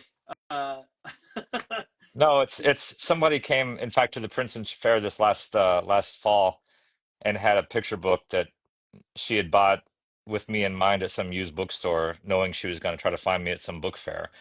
And it's a picture book that, it's like really detailed drawings of dragons. It's from the 70s. And when, she just saw it and said, "Oh, I have to give this to Brian Biggs someday." And so she found me and did. And I was, it was really nice. And then I kind of go, huh, that's okay. And then being on a book tour with Mac Barnett in 2017, people showed up with like macrame uh, toys made of some of the illustrations from that book, and they were for Mac, because Mac gets that all the time, but he kept giving them to me. And you could see the consternation in these people's faces when Mac is giving me the thing instead of him taking it. But at the same time, I that's the first time I'd ever been around it. I was really like, oh, this is weird. You got these fan kids, and going to Comic Cons in the '90s, we saw some of that as well. I'd be sitting next to like Dan Clowes or somebody like that, Hernandez brothers, and you'd get usually it was girls that would show up and like you know be very flirty and this sort of thing with them. And but no, it's fun. Like I go visit a school, and to me the librarian there is the hero, and I'm excited to meet the librarian and all this. And sometimes the librarians are very like um a little, not, it's not in that a weird way of all, it's just very like they see you as sort of a celebrity coming to their school, and they're treating you accordingly, where all I want to do is sit down and have a sandwich. And we talk about, since especially the local schools, we'll talk about the Target, Yep. nearby, and where we buy Yep. clothes for our kids when they're little. It's just, and they're always like, "Oh, he's just like you and me," and I'm like, "Oh, yeah, of course." I got to interrupt real quick because I'm sitting here now with this black and white drawing, and I wanted to use either one or two colors with this. And so, what for just filling in some of these areas around this fish, I'm going to use a gray as well. But like, anybody have any thoughts on a? We have an orange, or we have some aquamarines, or yeah, aqua there. I That think might be a good one. I think What'd you say? I think you have to go anti Terracotta. anti C. So like too pure of a like ocean color. Like what's the opposite of ocean color? So like Well, on the color wheel, it would probably be this bright red, I would guess, yeah, wouldn't so it? like Or something that feels other because of the all the, right, the otherness let's of do those it. um one thing I was gonna say is I still to this day I remember being at a SCBWI event and was sitting just eating my lunch, and this was like a couple of years back, maybe something like that.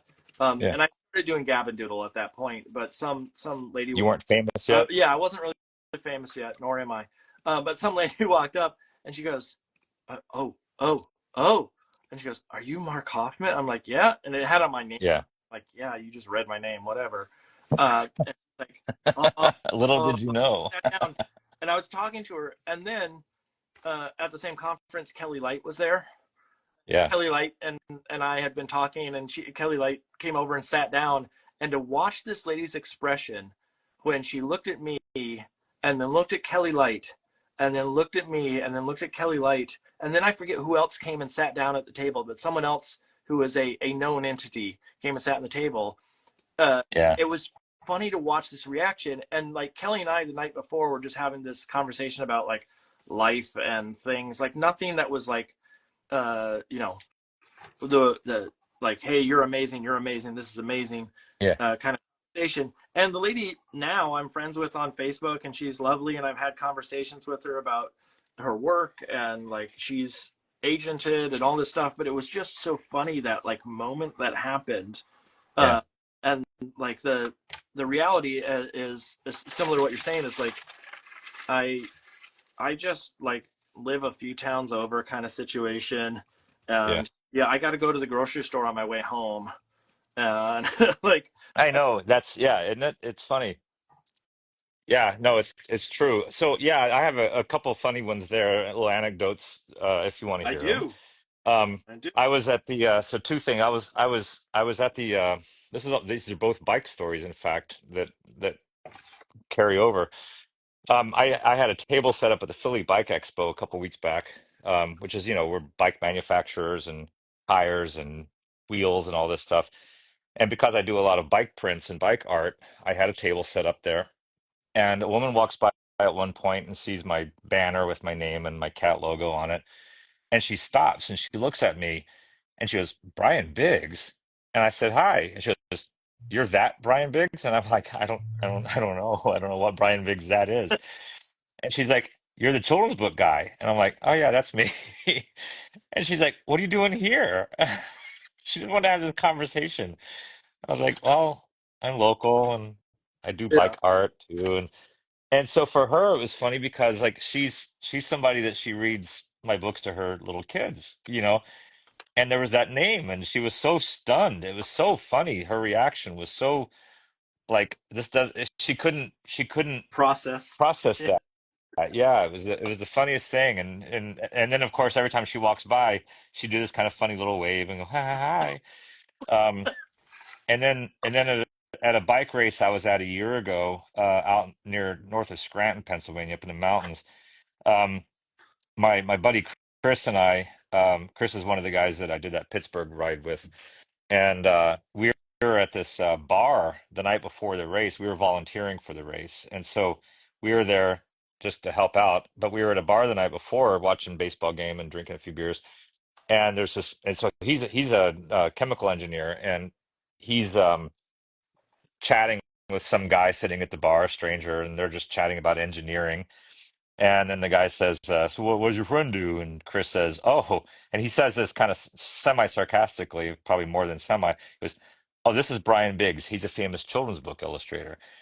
And the guy goes, "Oh, cool. I think we have your books." And I'm thinking, okay, I'm sure that like Mo Willems sitting there would be like, "Oh yeah, you probably have my books," or Dr. Yeah. Seuss or something.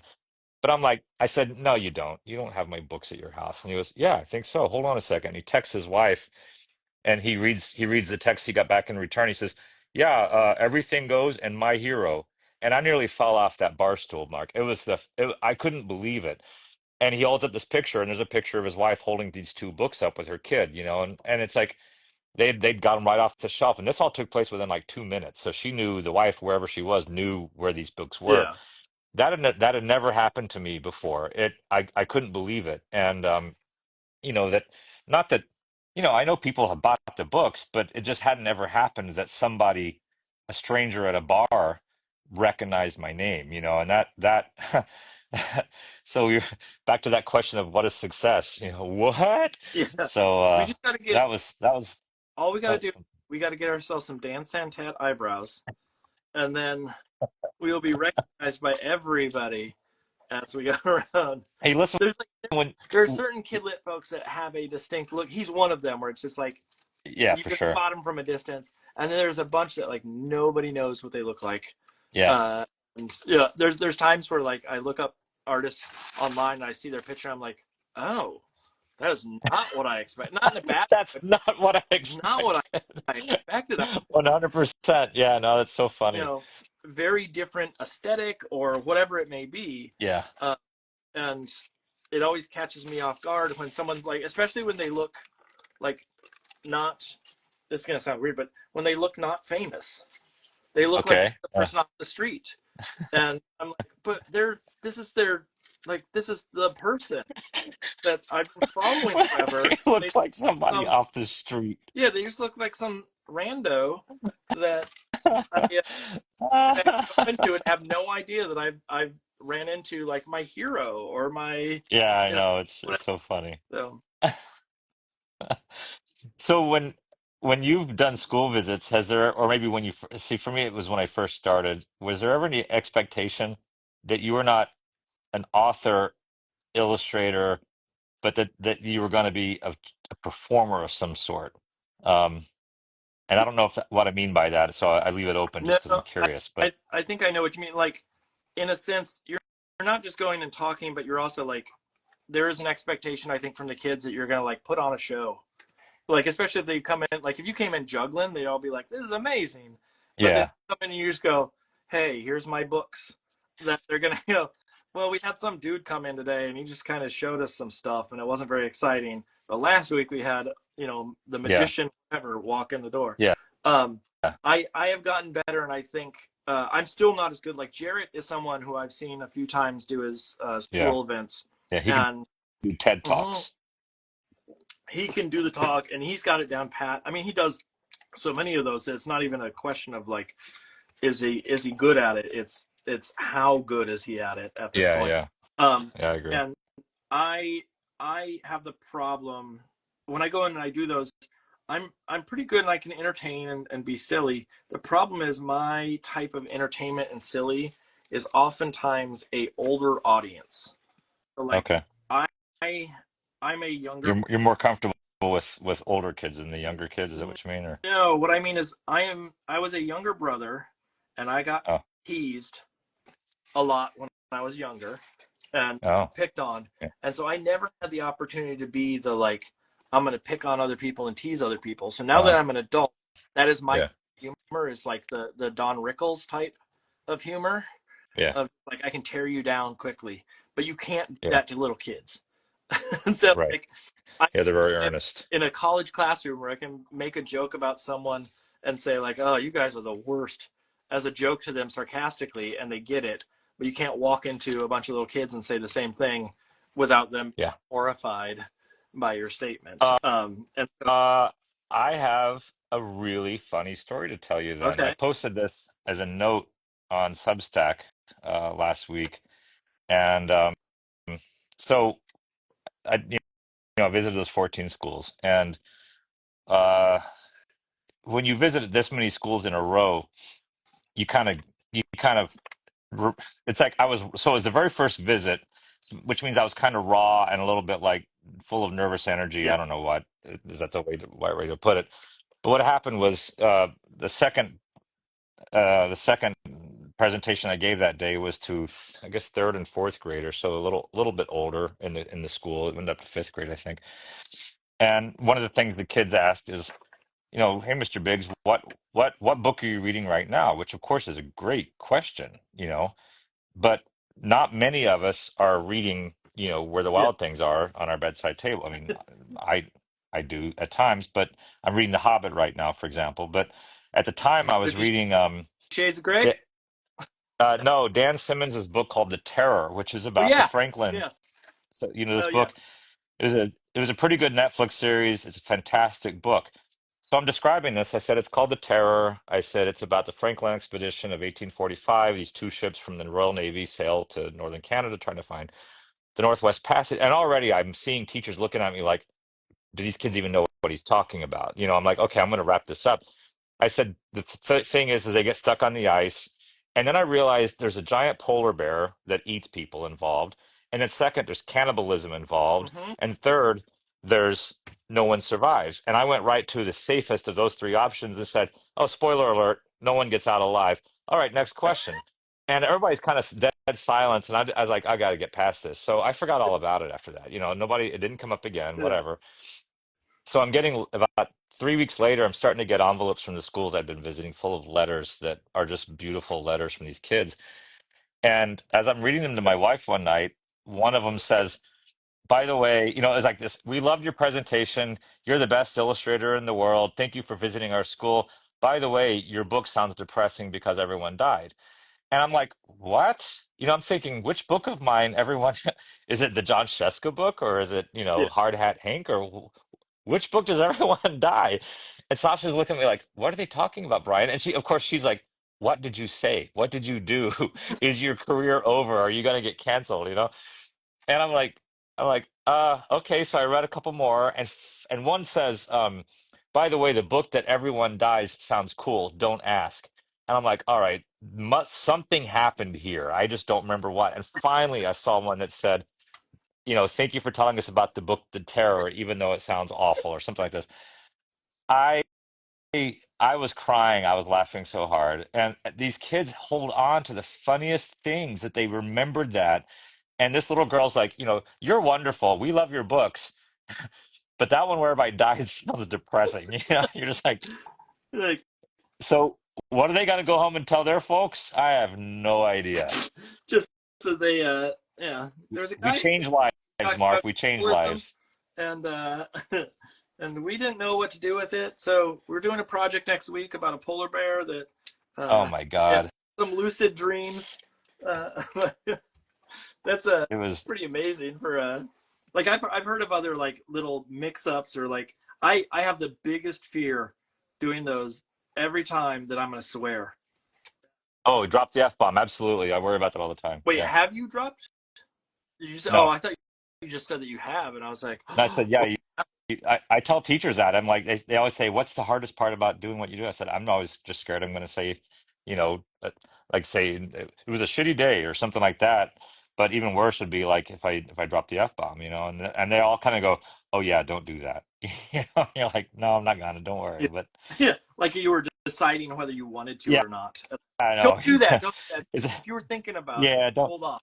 don't do that. Don't Uh, do that. We don't want to have to explain that to parents. the Thank you. teacher at the one I went to last week, I said that about how I'm so worried about swearing. She goes, "Oh, I've done it before," Yeah, and it's yeah, they do. you They cover have. you cover for it quickly and you get the kids past it, but um, it's still like just that fear of, oh no, I'm going to get a reputation if I accidentally. And I don't really swear all that often, but it is something that is a deep seated fear uh, for this. And I mean, it's the same like we talked about. You had mentioned the going blind kind of situation, or Yeah, like you hurt your hand, and then what do you do? yeah, And that same sentiment comes up of like, well, okay, how do I manage if I swear in a classroom? That's another one of those like, could yeah, that be a career for me? yeah, Um, and I think most people would understand. The kids would be shocked, and they'd have to have a conversation about proper language in the classroom, yeah. but they can get over it. They're big. Don't do what Mr. Biggs did. Yeah. He came in, he So talked about cannibalism, yeah, and then just swore left and right every second that he could. he yelled at the children. Oh no. So I know I told you I was going to be done at 10:30 here, but I'm really enjoying. I want to get this thing drawn Yeah, I was. and colored.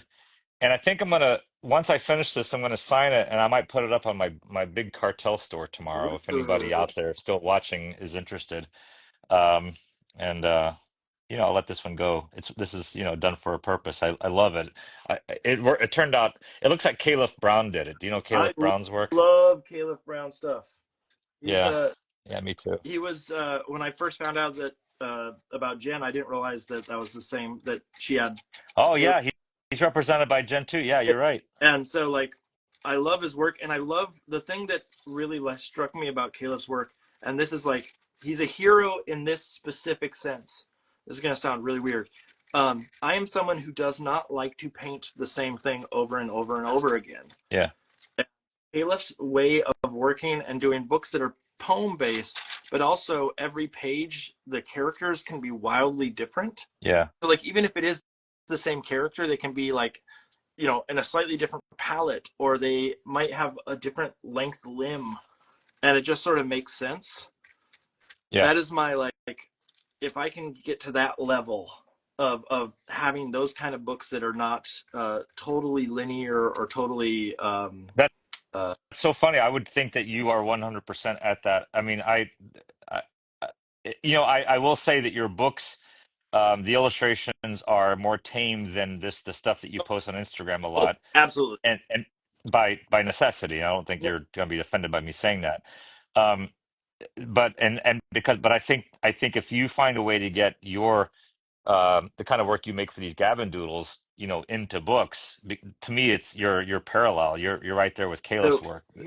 here's the thing, and that you point out, you're absolutely accurate in that the other ones are more tame. It's because I have only been doing collage. I have not had a chance to do collage in a book yet. Yeah, Every yeah, book that I've done since I started doing collage has been a sequel to a style that I set earlier with paint. yeah, And now that I'm doing collage, I'm getting way more playful, but I just haven't had the opportunity. And yeah, so you're right on that money of like, I think if I can get the opportunity, like I've set an aesthetic now, and I don't know if it's true or not, but I've set an aesthetic in my head that allows me to be a little wonky on each page and yeah, play more. And I'm hoping that pays off on the book that I'm working on next, that is collage, that I can have that little bit of freedom. And part of it is also the sketches. I don't know, are your sketches really tight and refined? oh yeah.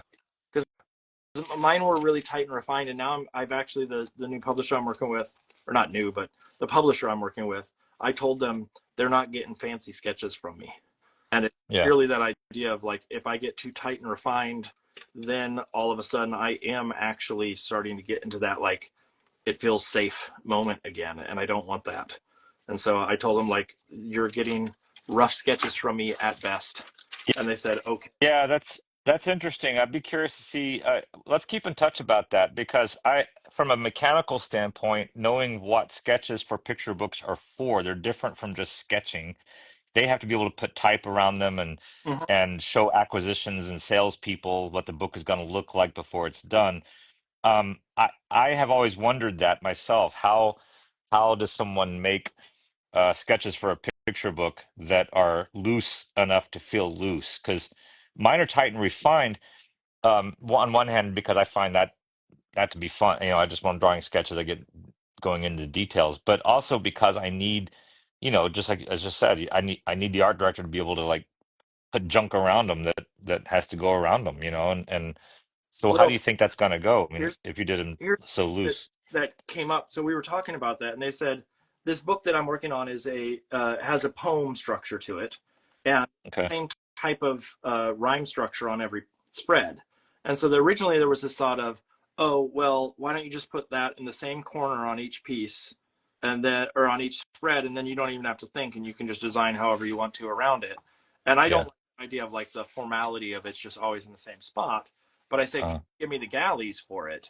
And so as long as I move it and keep it together, I can put it wherever I want on the page. But the thing that I told them that's going to be the challenge is I can sketch it out. But in reality, when it comes to the collage, there are going to be cuts, there are going to be colors that don't mix, there's going to be things that are going to have to be adjusted on the fly, that there has yeah. some level of faith that There you go. what you do is a sketch, like, even looking at something like this, I don't know if you can see this, but I'll stand up. the shape of Yeah, I see the that. shape of the head that I have is different, and part of that is that I realize that it's too small and it needs to take up more space as I'm working. But if Yeah. I say that in the corner down here is where the type is, then I have a lot more freedom to play and move and shift and edge things around. Whereas when I was painting before, I would literally graphite transfer everything down so it was like Right, right. accurate to fractions of an inch. In I'm this case, just now seeing this for the first time, dude. I love that pink and the green and the purple back there. That's so thank great. you. Yeah. So just that idea of like, because of the material choice, I told them I'm not going to have the ability to control it in the same capacity that the previous book I did with them was. And so they're Right. going to have to give me that little bit of faith that I'm going to make decisions that are for the betterment of the book. And I also have to know that at the end of the day, I'm probably going to have to make some corrections to meet their needs. Sure. It's funny you said that about it. I see a world, and I don't know if I've done. I guess I've done this. I've done this with a couple of books where I've really wanted to work with an art director who was not just somebody who's in InDesign pasting things down, but actually can art direct and help me, like solve some of the Yeah. problems you're talking about. And so, if you get a chance to work with a more experienced designer on a book that can take those sketches, knowing that that's where the collaborative process comes in. That's interesting. I hadn't thought of that. I need to ask you a question about that drawing there. How did you do? I wasn't paying attention because I'm sitting here doing these things, but those little thin lines that define the edges of that video game. Is that little cut strips of Wait, paper, or how did you mask that off somehow? which the pink lines or the black line? Uh, No, it's where your left hand is right now. Those three, yeah, that's Uh, them. Yeah, those. paint markers, Oscar markers. Oh, paint markers. Okay. Yeah, Can you bring it up closer to the camera? I know I'm being selfish here. yeah, No, no, no. not the Oh, the paint marker. Posca marker. So I have a bunch of colors. Yeah, I've Uh, got a kit over here as yeah, well. I Yeah. Oh, I see. That looks bought a great. collection, and so I used to do all of this by like mixing paint and putting it down, and then realized that sometimes it's just faster to have these. And Yeah. so, like, I could do that by mixing the paint. It wouldn't be an issue. And I'd probably get a sharper edge. But especially like I use this big chunky I need to get a new one of these. This one's almost, I think this one may be out of ink or a paint. And Yeah. big white one is just like a big old chunky, like 3/4 inch, maybe half inch. Uh, Yeah. uh, okay, let's say 5/8 uh, uh, tip to it. And so it's really good just to like block in and get really interesting textures with. And Yeah. so they've become part of the kit on a regular basis. And then sometimes I've actually been going away from them a little bit because when I paint, I actually like a little bit of a beat up edge. Some of Yeah. what you did when like you go back and add a little white to it. Yeah. Yeah. There's part of me that wants to go back into some of these and like clean up little spots. Um, but those have been very very handy long term to just like very quickly put in the lines that I need and walk away. Do you do your work for your books at 100%, or do you shrink them up or down I um I, from I the original art? generally work about 150%. 150. Okay, cool. Pretty big. It's a question of literally I have this desk, and so like this next collage one, I might actually work in a different manner because I might end up having to get everything off the desk because in order to get the scale that I need to put in the detail Yeah. on some of the pages, I might Yeah. make these things huge. And so, but generally about 150%, somewhere in that range. It's Uh, exciting. there have been a couple of books that I work at scale, just because they're so wide that they don't Yeah. fit on the desk. And so I'm like, okay, let's just scale them and call it a day. Are you? And then Oh, go ahead, please. go ahead. And then do you do your own scanning, or do you send them to the Oh, I publisher scan it for scanning? myself. I don't trust them. Do you have Yeah, I'm with you. Do you have one of those big Epson scanners like I have here, the GT 20,000? No, I just have a Epson Pro V600 8.5 by 11. Oh, yeah, that's one I've got at the house. Yeah, I Um, Photoshop, photo merge. yeah, You just have to make a lot of scans, but it's not yeah. a huge ordeal. If I really want to, I have a big scanner at school that I can go to and Oh, scan. okay. It's almost easier and quicker just to do it at home because I don't have to like drag all them in, worry about the color correction there versus at home and Yeah, all. I splurged back, God, it must have been 2012, 2011 when I was doing Everything Goes. Those drawings were done at 100%. So, and that's a big book. So, they're just ink drawings, and the lines, like a the edges of a scanner warp a little bit. So I don't think Photoshop was good with photo merge yet. So I was stitching them Mm, together, literally using the lasso tool and cutting. And mm, so mm, spending like whatever it was, $4,000 for this stupid scanner saved me hours and hours and hours of stitching, stuff together. And I still have it, and it still works pretty well. Um, but it's funny, this next book I'm going to be working on is going to be done with pen and ink, and then probably colored digitally. But the drawings will be done like I drew these fish tonight, and I'm doing them, I think, at like 75%, so that I can get that line a yeah, little chunkier. But with the iPad, that's going to allow me to go in and clean them up nicely, so you won't have all that stray crap that you get when you blow something up, you know? yeah.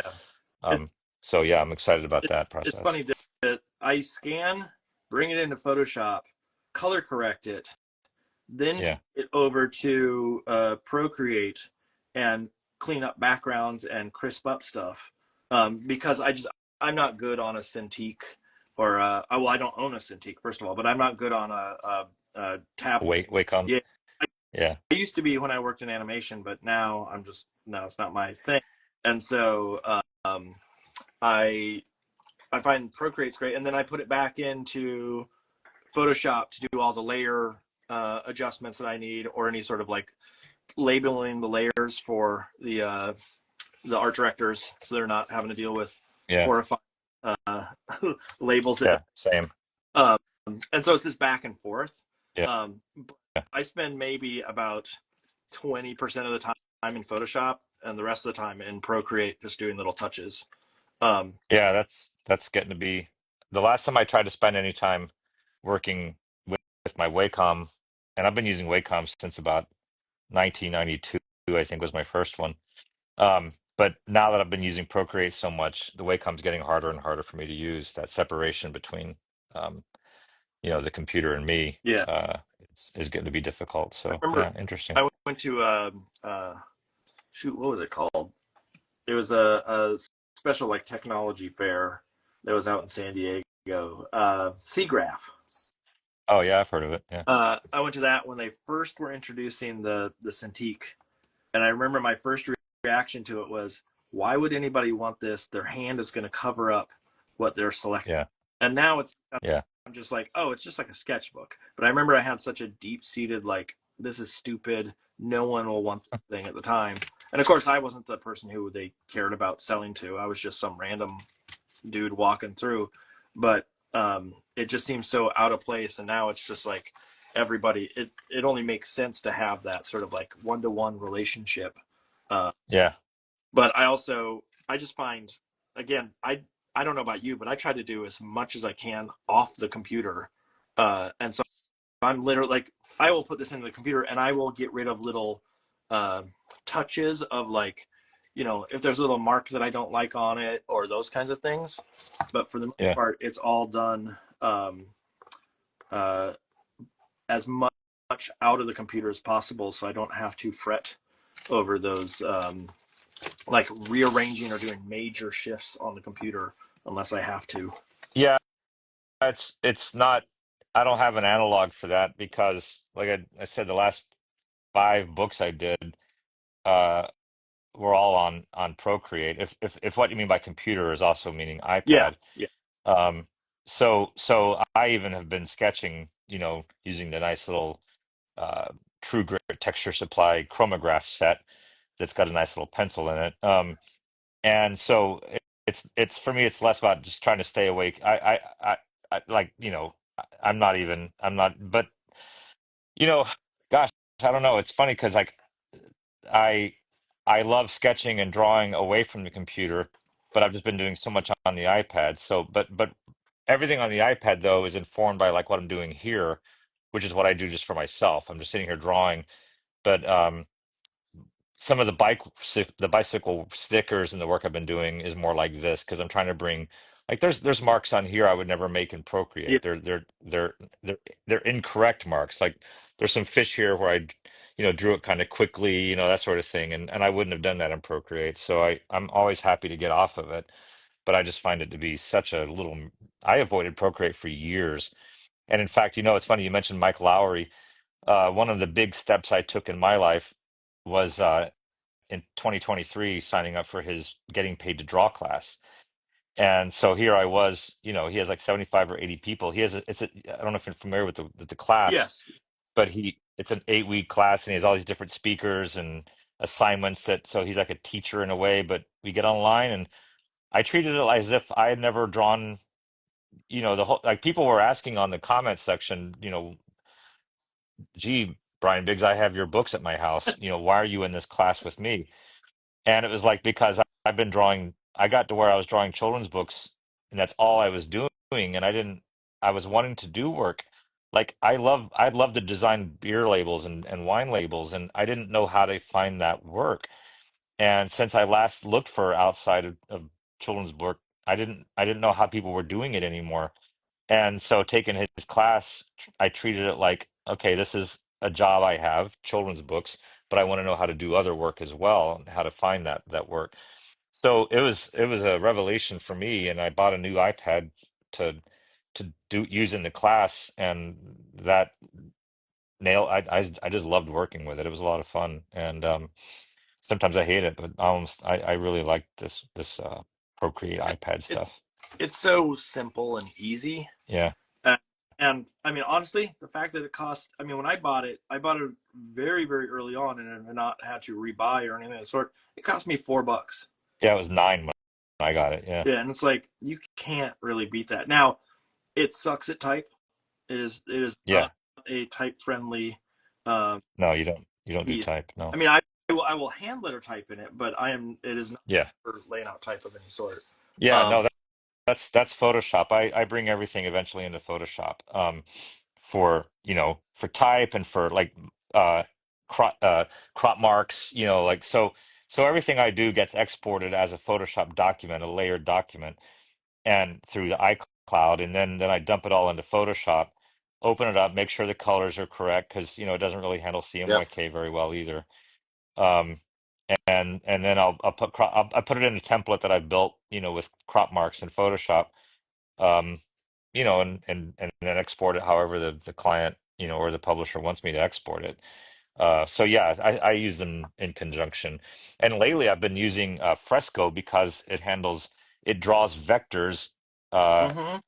you know, really, really well. There's this illustrator, Chris Piacic, who's made these vector brushes for Fresco, and they look like my brushstrokes, but they're in vector. And so I've been doing my textile designs with that. And it Fresco talks to Illustrator where you're not even really exporting.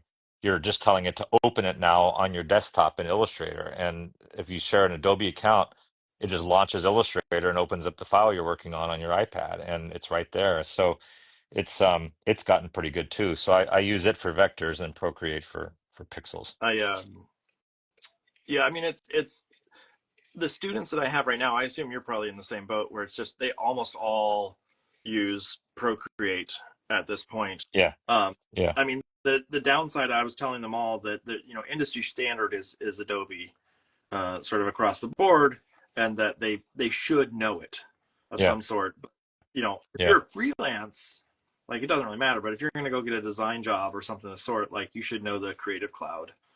It's just going to make sure that you are on the same competition level as anybody else vying for those jobs. yeah, But I think there is going to be some point wherein um, some of the other apps, there's going to be such a collection of students that um, they are going to be the ones deciding what the standard is later on. yeah.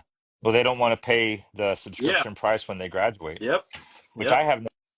I've never had a problem with the subscription thing. I get the arguments against it, but to me, um, I like the fact that it's updated for me. Like I was using an old copy of like Photoshop CS3 or something for like 10 Yeah. years, and I didn't even know it did half the stuff that it did. And then once I went to the subscription thing, I love, when like I don't love the AI shit, of course. That doesn't bother me that it's there, but I don't love it. I don't ever use it, Yeah. and and so everybody's got their own mixed feelings about its existence in the first place. But I like it when all of a sudden I'm like, oh look, the eraser tool does things now that it didn't do, 3 weeks ago, and I've tried to stay up to date with that stuff. And plus, in the end, for me, since it's my living, it's a tax deduction anyway. I don't care. So, It, so that's why I talk to my students about it. I'm like, this is a tool just like anything else. You I just use what you want to use. I'm very fortunate, but it's also a downside that at the school that I teach at, everybody, when you're a student there and if you're a faculty there, like the students, while they're students there, get this, but the faculty members get it. We get the full creative suite. Yeah, so do we. Yeah, Yeah, yeah, and so like I have not had to buy or purchase those subscriptions of any sort. yeah, And I come some time in my life wherein like either I'm not working at that school or they decide they don't want to do that anymore, and then all of a sudden I'm going to have this mad like dash to figure out, okay, what do I get from the Adobe cloud? Like, do I get yeah, the tools? I only use InDesign, Illustrator, and Photoshop, yeah, but every once in a while, some of those other apps come into play, yeah. and all of a sudden I need, like Premiere or After Effects for some random project, Yep. and Totally. I know it's going to hit me at some point that like, oh, I'm going to have to buy this big thing. But you're right, as a freelance illustrator, that's a deduction, and so you have to buy the things you need, and you justify it with. I mean, I don't know about you, but every time I get a paycheck for, like, I just got a royalty check, and the first thought is not, wow, I got a royalty check. It's, oh, this means that I paid off that one thing I had to buy. Yeah. Uh, Yeah. Yeah, and for sure. that makes it feel a lot better, uh, that I'm not, or like I can account for the specific thing that it helped me with in those Yeah. situations. And so, like, even having to do something like pay for Photoshop or anything of the sort down the line, that idea of just, I know that what I'm doing as a business is solving that for me is nice. Um, Yeah, no, it's true. I was paying 50, whatever it is, $56 a month for I don't know how many years for I just had paid for the entire suite for the reasons you just said. I I have several trailers on my website for my own yep. books. Yep. and I've been using After Effects since Adobe bought it. And I know, what I know about After Effects now is the same stuff it did in 1994. So it's not like I don't know all the new whatever it does timing wise and all that, but I can still make it do the things I wanted it to do, and then I can open up Premiere and edit it all into a movie with a nice soundtrack, just like I could 20 years ago. It's exactly the same. So I've always paid for the whole suite, but when I started teaching at Temple, it was nice that all of a sudden, it's there and I could cancel that account and just start using my Temple account. And so yeah, it's a bonus, yeah, for sure. But it's only to me the whole suite was like 56 a month. That's not a Oh, big deal. I didn't realize it. Like I had no idea how much it is. I thought that like every Adobe product you can get for 56 a month. Yeah, I think that's what I was paying was 56 a month for the Yeah, whole that's not suite. And so just getting Photoshop and whatever the print, InDesign, Photoshop, Illustrator was something like 20. And I was like, you know, if I'm going to spend $36 on Netflix and, whatever, it's like, we were at the time, I remember when I paid, when I sorry, it's getting late. When I canceled, my cable bill, we were saving 180 a month. And so we started subscribing to even Paramount Plus just so we could watch Yellowstone, and that's when you're kind of like, I could subscribe to all these channels and it's not going to get to 180 a month, so you may as well. And that's kind of the way I feel. It's like, if I'm going to spend that money on Paramount Plus, and I'm going to spend it on Adobe okay. products, it's just, So I have a yeah. question for you. Yeah. It's going to be a loaded question. Paramount Plus, we also subscribe to it. Is it Yeah. the worst app that's out there? Well, you know what? And I know probably yes, because the problem is they'll say this is on Paramount Plus with Showtime, and that's a whole different app or subscription than just Paramount Plus, and the thing is on one is not on the other. They've made it really hard to know. Like we were obsessed, of course, like everybody else was for a while, with although I have to say, I laughed when you and Scott C were talking last week about White Lotus, for the same reasons he was laughing. It's like I can't avoid these shows. I haven't seen White Lotus, but my wife watches it. But we have HBO, and if you don't have Max, then you don't. It doesn't exist in your life. Yeah. But anyway, his point being that there's these shows that you want to be able to talk about with your friends, and so we try to watch them. We get into some of them, but like Yellowstone has all these prequels, and Paramount put them on different versions of the Paramount network that you'd end up having to pay for extra. You have three or four different Paramounts. So at one point we just said, screw you, and we just canceled everything. I think it's like you do something on principle. You just at some point you're like, I'm not gonna pay for this crap. Anyways, is that what you were asking, or do you mean the app itself is Oh, badly I mean designed or something? the app itself. Like we watch Survivor on there. We watch Oh Star wow. Trek. There's a couple other things that we watch on there, and it is notorious, at least in our house, notorious for playing the audio without actually showing the visual, and we have to restart it like 3 times to get it going. It is so buggy Huh. as an app. I mean, yes, I have the same issue that you're talking about, but it's also Okay. just a programming issue or something that comes up that they just like. From what I read, they bought some other app and just the combination of the two mixed together, Wow. just Far a out. good combination, and creates all these problems. But it is I have our problems. existence. I have problems with the NBC, and I don't mean Peacock, just the straight up NBC app that I have to delete it and reinstall it almost every time. And I watch my Phillies games with this app. So almost every day I'm having to delete the app and reinstall it to be able to watch, because it you just see the logo. The logo comes up and just freezes. And I've looked online to see if anybody else has a problem. I haven't been able to find it, but it happens to me all the time. It's been over a couple of years now. It's so Oh, strange. I So, also I should actually thank you because now that I know that you actually watch sports, and I don't really watch sports all that much, but thank you for beating the Kansas City Chiefs. oh yeah, you're welcome. I've heard that from everybody. It's kind of like beating The Patriots back the in the day. New England Patriots 10 years when we beat Yeah. the Patriots in 2018. Everybody said the same thing. Oh, finally, you got Tom Brady. I mean, I don't think it's Um, very cool that one, but uh, yeah. the Kansas City Chiefs. Yeah, totally. Uh, Yeah, that was a fun. You know, it's funny. I lived in Philly. I moved here in 1999 from San Francisco, and I've always liked sports enough to like go to the baseball games and watch them on TV. It's, you know, it's I've never been an obsessive fan or anything. And until recently, I didn't have t-shirts or hats with a logo on it for any reason. Um, but when we won that when the Eagles won that first Super Bowl in 2018, I guess it was, is also it was the night that I realized I really am a Philadelphian because I'm out on the street at midnight crying and hugging strangers on the street.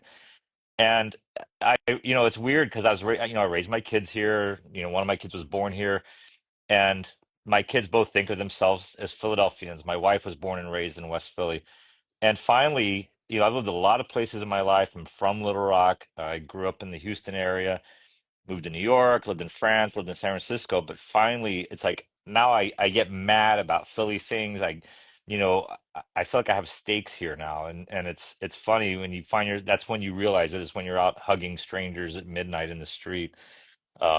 Is when that finally comes to you. You know, it's a strange. That's to me the joy of sports. It's not the sports itself, even though I listen to like sports radio sometimes. But what I like about it is being able to talk to some stranger in a bar last night after my bike ride, and we're talking about, you know, how well the Phillies are hitting or something. And these, you know, these are local neighborhood people, but we have nothing else yeah, in common except to be able to talk about these overpaid, you know, sports guys, you know, and I love that. I really have been enjoying that the last few years. we live in New Hampshire, and so of Yeah. course, like our team is the Patriots. Although I don't think it's the same level as it was back in the day, Yeah. like the amount of people. Um, Yeah. but it is interesting too that like New England, we have teams that are kind of all of New England. So like the Red Sox, there's only the Red Sox for all of New England. So no matter what Yeah. state you go to, you see the stuff. There's not this like sort of tribal aspect of like down by New York and Philly and you know Yeah. the Jets and the Giants and the whatever it may be, or the Knicks and the I don't Yeah. remember. Um, but so I have one of the things since I forgot to mention because you are in Philly, but you don't have like a big thick Philly accent. You haven't Yeah. picked that up. Nah, never. I don't hear you saying wah wah and hoagie. And growing up in the Midwest, that was not an accent that everybody knew, but I feel like out here now, I can spot it so much easier as a Philly accent. Yeah. But Yeah. I also, at the time when I grew up, I remember someone or we watched Fargo at one point, and someone said like, Yeah. "That's how everybody talks in Minnesota," Yeah. and I, no, they don't. And then I went, Yeah. uh, Yes, they do. yeah, I went back to Minnesota. My dad went back to his job that he worked at previously, and I went with him for a little bit, and just to like say hi to his former work buddies or whatever. And Yeah. the secretary lady there was just spot on, the exact same accent. And I'm like, Isn't okay, that funny? that is actually true. I just don't have. I have little bits of that accent. What's the? You said Little Rock? No, Yeah. Arkansas. Uh, Yeah, I was born in Little Rock, Arkansas. What Yeah. is the? Is there an accent there? Oh yeah, for sure. It's a southern, you know, it's funny because sometimes I can hear an accent. Like when you listen to Sarah Huckabee Sanders talk, she's got a very Arkansas accent. It's the way she pronounces certain words, you know, and it's not Georgia, it's not Mississippi, it's not Tennessee, it's Arkansas. And Texas has a different drawl. And so the same way that Philly is different from New York is different from Baltimore, you know, you hear these little regional things, you know, like Boston is so different. But my friend from Newport will tell me that Providence is different from Boston. And I'm like, it sounds the same to me, but he picks it up, you know. So but yeah, for sure, Arkansas has its own sound. Now my little sister still she lives in Oregon or in Seattle near Seattle, Washington now, and I can still hear an accent in her voice. My older sister, if she's still awake, paying attention, I can hear it in her voice. And they stuck around. They were in Arkansas a lot, in Texas and Arkansas a lot longer than I was. But I had a pretty strong accent when I went to college in New York. Um, and so the summer of 1988, just finished my sophomore year of college. I was waiting tables in New York City at a restaurant right in the middle of Central Park at the boathouse there. And we had famous people come in. In fact, I met Maurice Sendak there when I was a kid, nearly as a college kid, you know. Yeah. In fact, I still have his American Express receipt seat sitting here over my computer from that day. I took I'm his sure he receipt. Um, really thoroughly enjoys the fact that you took his receipt. well, he left a good tip and he signed it, and I got his autographed American Express receipt. Yeah, sure. I don't think he ever knew, I'll be honest, but my second day teaching, my second day working there, they told me that famous actor and his entourage were coming for lunch, and I'd never heard of Al Pacino at the time. I mean, I guess I'd probably heard of him. I hadn't seen The Godfather. I didn't really know his work, but he was the biggest jerk. He made fun of my accent the whole time with these 8 people in his little group. So I said, hi, my name is Brian Biggs, or my name is Brian. I'll be your waiter today. Let me get my pen. And he goes, well, hi, Brian. And he starts just going on with this. And I was so humiliated that I worked really hard for the next couple of years to get rid of any semblance of an Arkansas or Texas accent that I had. So Well, I guess I you was successful because know, what? he's now like hearing it. He's tuning in right now. I'm just like, Yeah, I know. He's like, oh, I oh, feel bad. yeah. Um, I'm sure he listens to or he watches Gavin Doodle on a Thursday night. he's always tuning in.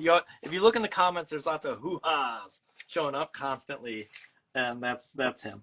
Right, that's him. Is anybody still like I'm not seeing the screen here, but are people still I mean, are people still awake at Yeah, midnight? Is it yeah. There's people yeah. that the Bill Illustrated's on right now. Oh, Like hey Bill, looks what's like going on? your sister is still on.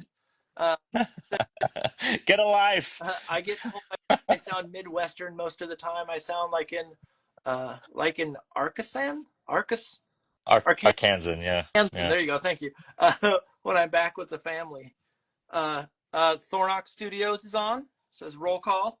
Yeah, there's people. Is that It Christopher sure Thornock? is. Okay. We Yeah. uh, we are.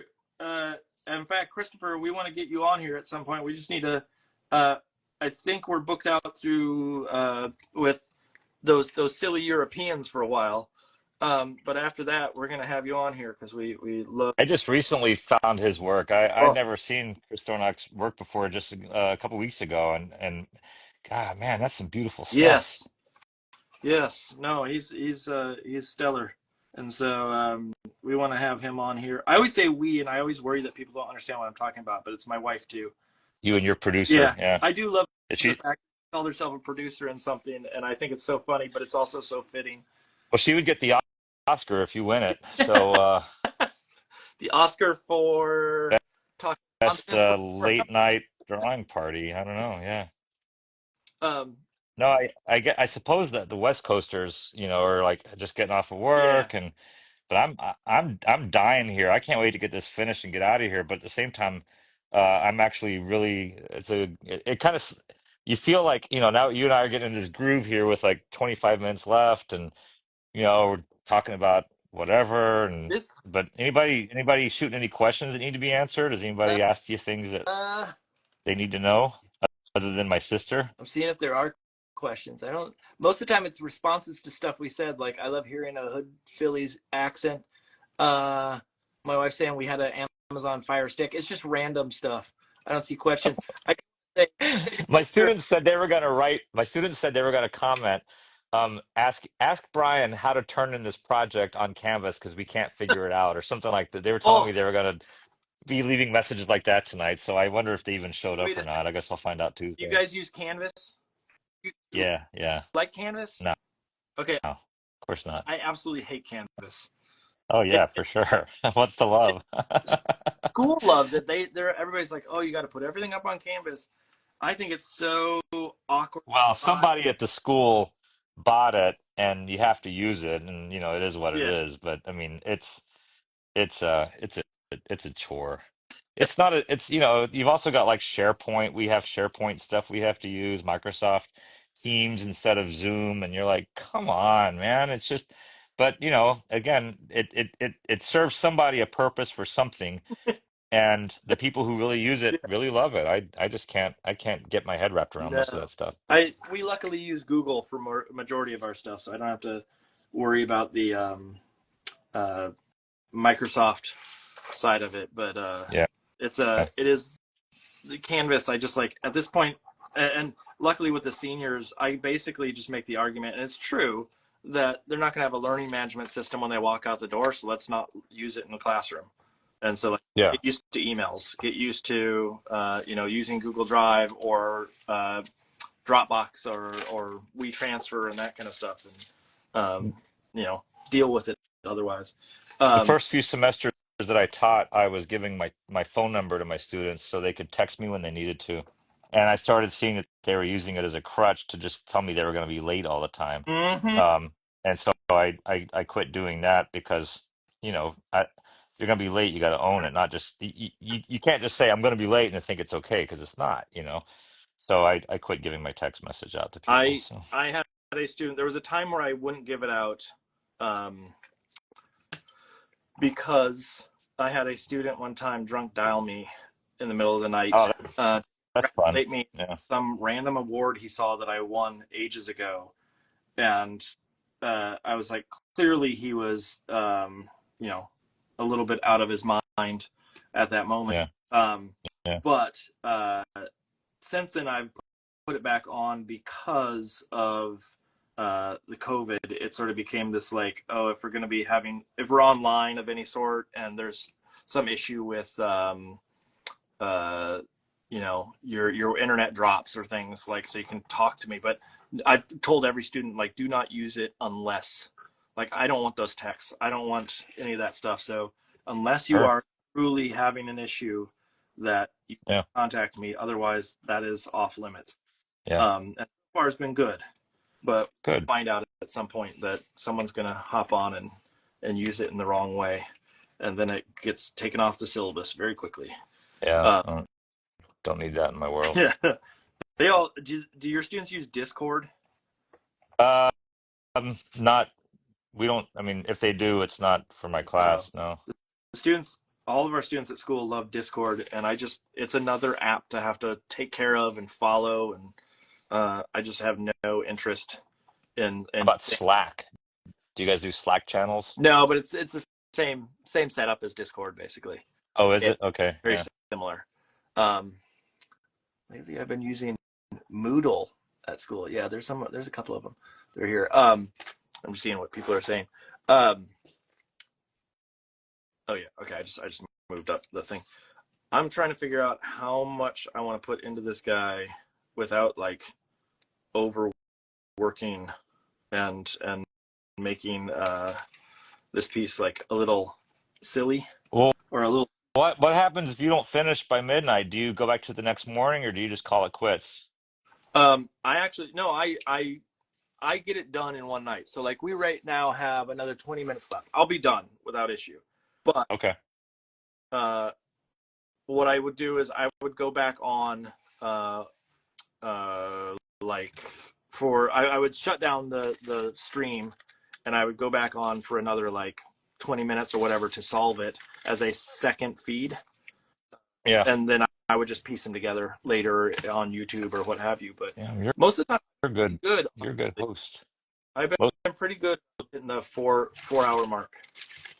And the 4 hour mark, it cuts us off. That's why that point in time is there. It's not because it's a choice. It literally will stop the feed at that point.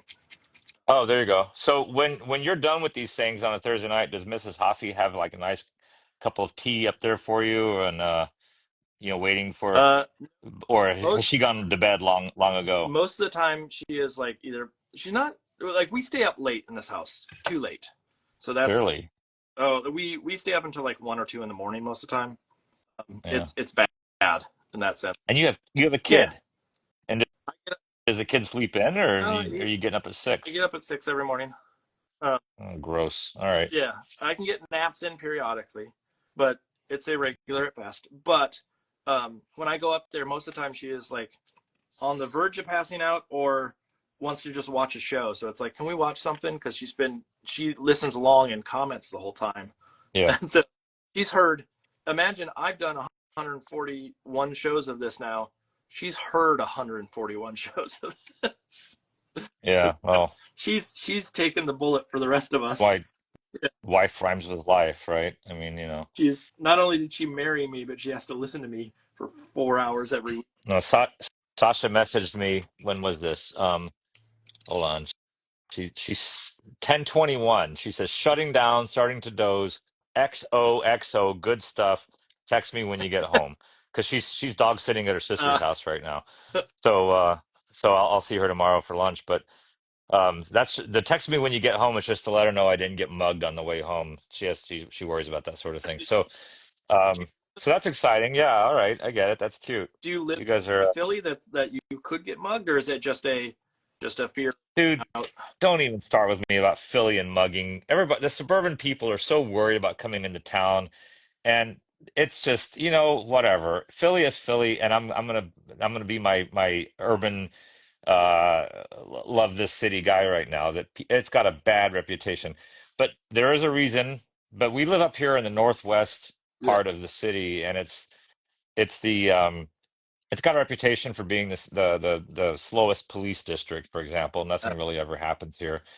Um, so no, nothing's gonna happen. But every now and then on the Rants and Raves neighborhood Facebook page, somebody will talk about something have happened to somebody, and it's that whole thing that Yeah. if there's a plane crash, you think that your plane's gonna be next, and even though the chances are unlikely. So Every it's um every it's area of not Philly a that big I've deal. been in has been lovely, and I have not had an issue. In fact, that like I the the only thing that makes me think that is just that stupid robot story every single time. Yeah, It's that's yeah. that's my go-to. Is that's what I heard. Are you Um, are you gonna be at ALA? You coming into town for ALA in uh, June, when is it again? late Late June. June? There was talk between me and one of the authors of trying to convince the publisher to send us, and I don't know where it stands at this point. I don't know if they agreed to it or anything of the sort. I would Yeah, love to go again. And the last time I went, it was in Philly, um, and I did get sick on the way home, which was not fun, flying, being sick. But yeah. I go into the what's the like food market that's Reading yeah. Terminal.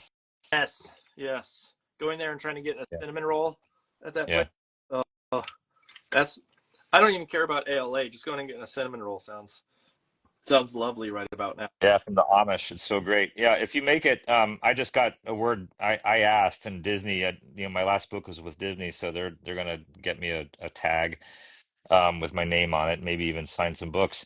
But I haven't been to ALA in 9 years, I guess, since Tinyville Town, and I haven't been officially really ever at all for any real reason. But it's local, so I'm gonna go. Yeah, And if you're in town, definitely let me know. yeah. No, I if I can get down to that, and then the next big one I'm going to is I would like to go to Icon Oh, uh, oh yeah, down in yeah. Maryland. I think they announced that it's going to be down there. I'll be in Baltimore. So Yeah, it is. I'll probably yeah, be there for that. I'd like to go to that. And there's a few folks I know that go to those, and that'd be fun to meet up with a bunch of people there. I don't even know. I haven't like booked the dates, but I know they mentioned some dates that potentially it could be, and so at some point that would probably be in the works. My friend Terry's on the board. The last one of those I went to was in San Francisco in 2005, so it's been 20 years. But my friend Terry's on the board, and so she's always, in fact, she was listening earlier tonight, but she was hassling me. That's not a nice way to put it, but I think I'm going to Yeah, go because it's in Baltimore. real friend. Hassling. Nah, she does. She's amazing. Does great stuff. So yeah, I like what that's all about. But I just so it's funny you were talking about like the sketchbook thing. Going back to that, I used to avoid any illustrator thing, especially back when I was really into the biking more than I am now even. But I didn't want to go to like icons and waste my time doing work things when I could be out riding my bike or camping or going to baseball games or something like this. And part of taking like Mike's class and teaching and all this is I've decided I need to get out of my hermit hole and be part of this, industry in a more active sort of way. And it's really paid off in a lot of ways, not necessarily financially, but more just the fact that like, it's made me more visible to people like you, for example, Yeah, and writing a Substack about, illustration and writing and this sort of thing. So going to an icon right now. doesn't sound like anathema like it would have a few years ago. Now I actually would be like looking forward No, I to mean, it. So yeah, it's funny. icon is one of those ones where, I mean, the idea of going to those, that not only does it financially not help often, it actually financially hurts because it doesn't, Yeah, of course. especially if you're traveling from far. But Yeah, I also look at it as it's just an opportunity to go meet people in an industry that I may not have access to on a regular basis, and yeah, it's basically a chance to go see the people that I'm friends with and talk in a different way than just um, you know online or in a remote capacity. Uh, yeah. No, putting faces to names is a big deal. Where you are in New Hampshire, there are you like out in the boonies, or is it kind of a city-ish sort it's of, you know? we are in a technically we're a town, so we're not big, but we are right on the edge. The end of my street basically is Massachusetts. We're Oh, okay. right on the edge of it all, and uh, we're 30 minutes from Boston, Yeah, maybe 40 minutes depending on traffic. And so we chose the spot because it does have that like um, the the access to a lot of things, and so yeah, we can get into the city and see people and things of the sort. But it's just one of those. It is comfortable to be out where there's some trees. And yeah, you know, after growing up in the Midwest, I needed something that's like this, sort of a little yeah, way. But it means that I don't go see all that many people in the city all that often, or get down to like New York on a regular basis. yeah, Or yeah. Without easy train, although 30 to Boston is not bad. You know, Ryan Higgins is right. He's very near yeah, Portsmouth. He's right there in New York. Portsmouth is uh, the art town that we go to. Let's put it that way. The town that we're in is not very, Art. but Portsmouth is the one. That's where my like crit group. Um, Gina Perry. Do you know Gina Perry's work? Yeah, so Yeah, she's in my crit group. Quite a few others, but it's all we are considered a Portsmouth crit group, even though I don't live there. Uh, okay. but that's our sort of home base of sorts. Yeah, it's cool town. We did a vacation during the pandemic up there in just outside of York, and Ryan and his family came over and went swimming in our Airbnb pool, and we got to hang out. He's a lovely dude. Yeah. I like that Oh, guy. they're there, and then like an hour north, not even an hour, probably about a half an hour north of that is like Peter Brown Oh, and that's where Peter Brown went. yeah, That's Tom right. Booth, Yeah, and there's I mean the advantage of being here, honestly, in this area is there's so much kid lit people. yeah, Uh, the people in Boston or people that are in North Hampton, uh, yeah. out by the Eric Carle Museum and stuff, and so like just the access to kid lit stuff is nutty. And the, That's spectacular. Yeah, yeah. It's funny. Peter was here in Philly when he started writing the Robot, and lived in South Philly, and I'd see him at like local things, and then he and Susan moved up to Maine. yeah, So we had Susan on, and we went and saw her when she did the We Are Human release. dude, Uh, that's my second favorite book next to Hot Dog. Holy moly, that's such a that great one book. that one's so good. Watching her interact with the kids in that was so good to see her like try to draw them in the style of Yeah, uh and she got, I mean, she just got the Ezra Jack Keats yeah, um saw that. award, which is huge. And Tom, or not Tom, but Peter's little write up about her of like how great it is to see her get recognition when he's known it the whole time, kind of. um Yeah, he yeah. scored a lot of um marriage points with that. With that, she deserved this. I always like on her website. She says that she lives in Maine with her husband and their child, and I always because I wonder that like Peter Brown, he's your husband. He's not Peter Brown. He's your husband. I think that's really great too. So listen, I'm going to sign this thing now. I think Yeah, I'm finished. Does it look finished to I you? think I think I'm done too. So I think we're good. Um, what did you say? I'm sorry, I missed. What? What I think I cut you, or like the audio cut out there for a second on Oh, my I end. just had I'm signing it. I'm finished. But I was talking about how Susan doesn't, Fang doesn't list Peter Brown as Oh her yeah, husband on her website. She just says she lives in Maine with her husband, which I think is kind with of some cool. dude, Some dude. some guy. You know, that's a guy I'm really, Peter and I've never, I'm not close to Peter. I mean, we know each other and we've seen each other, met each other. But when Wild Robot came out, I remember really loving that novel, and it kind of gave me permission in a way to decide to write my own. I started writing my own novel. I've gotten not very far, but it's like, okay, here's an illustrator who's an illustrator, and I think of him as always like us, where he writes stories to illustrate them, and then he wrote this novel that got taken seriously and did so well and made into this huge movie. And it's just that's he's one of those people where I'm like, man, it's like you find yourself, I'm proud of somebody, you're like, Yep. Yep. he kind of paved a way, and the movie looks nothing like the book. The movie's got its own, thing going on, but it's just that's cool. I love being able to tell people, oh yeah, I know Peter Brown. Yeah. They're like they don't even know that like who Peter Brown is in relation to the Wild Robot, but I'm like, oh yeah, that dude, it's pretty cool. Yeah, he needs. It's in talking to him about the movie and um, seeing like how much recognition that movie got, yet the person who sort of wrote it doesn't get the same is challenging in my mind. That stings a little as a writer or as an Oh, artist. oh, That I think he got oh, he something. got something out of it. Yes, he sure did. He sure did. Still, just the idea of I'm not worried yeah, about him.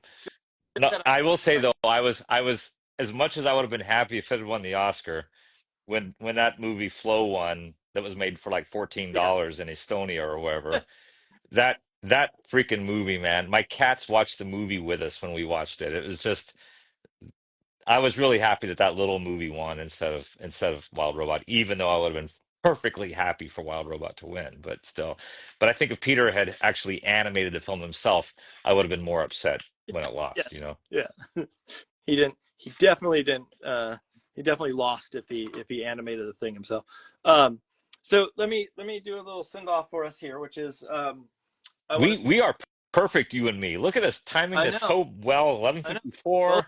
done here. I'm gonna do this. You don't have to do this, but I'm gonna do this. I'm gonna switch back to my little mug here. This is where like I I'm look just gonna distraught. do this. Can I Yeah, just do that? yeah. You do that. Um, this is where I have like tissue paper stuck to my face, glue everywhere. But I do want to say thank you so much for joining tonight. This has been lovely. I don't look Um, as handsome as I did 16 hours ago. Hold on a minute. we got sideways. Oh, Um, there. That's it. All but right. this has been really fun. I knew that before this even started, when you made the joke tonight, even about AI in the chat, I was like, "This is going to be a fun talk." Uh, Well, first I told you I was gonna be boring, yeah, so hopefully that didn't work out. you're going to be boring, and I made a joke about a bucket. You didn't need a bucket tonight. Uh, Didn't need to. Oh, that's right. I didn't go pee once, yeah, you made it through. Well, or you did, just didn't. You didn't do anything about it. You just or I just don't yeah, know. you let it. Uh, hand down real quick. Let's make sure there's no puddle. Um, Yeah. but no, this has been really fun, and I have thoroughly enjoyed the conversation. And we'll have to do this again at some point. And Nah, no problem. By the way, I want to point out that's a drawing of my mom, and if I remember correctly, I don't think it's a self-portrait. I think my dad painted it in 1964 or something like that. So we were talking well, about parents earlier, but I yeah, couldn't aim the camera up yeah. for it for that Oh, purpose. that's so But good that that's a portrait of my dad. No, yeah, I'm kidding. he's Hi, Dad. from a different planet. Um, Yeah, right. but this has been lovely. I thoroughly enjoyed, and I thank you so much for joining us tonight. And yeah, we'll be in touch. If I if I come down to Philly for ALA, I will treat you to. I don't. Oh yeah, you said you drink beer. Uh, I will treat you to a beer and a dinner or something to say thank you. So I tr- Buy you a cheesesteak, yeah, and I'll make you order a glass of water at yeah. the That's Wawa. So that's yeah. what I want.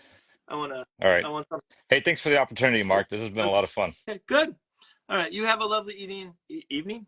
There we go. And I'm gonna try to yes, get yeah. home safe. So That's you say you walk home.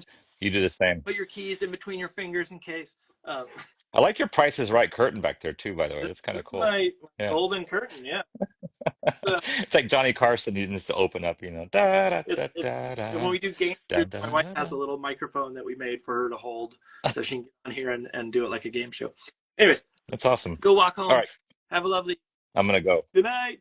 Now I gotta figure out how to turn this off. There should be a button that you hit. That's done. There it goes.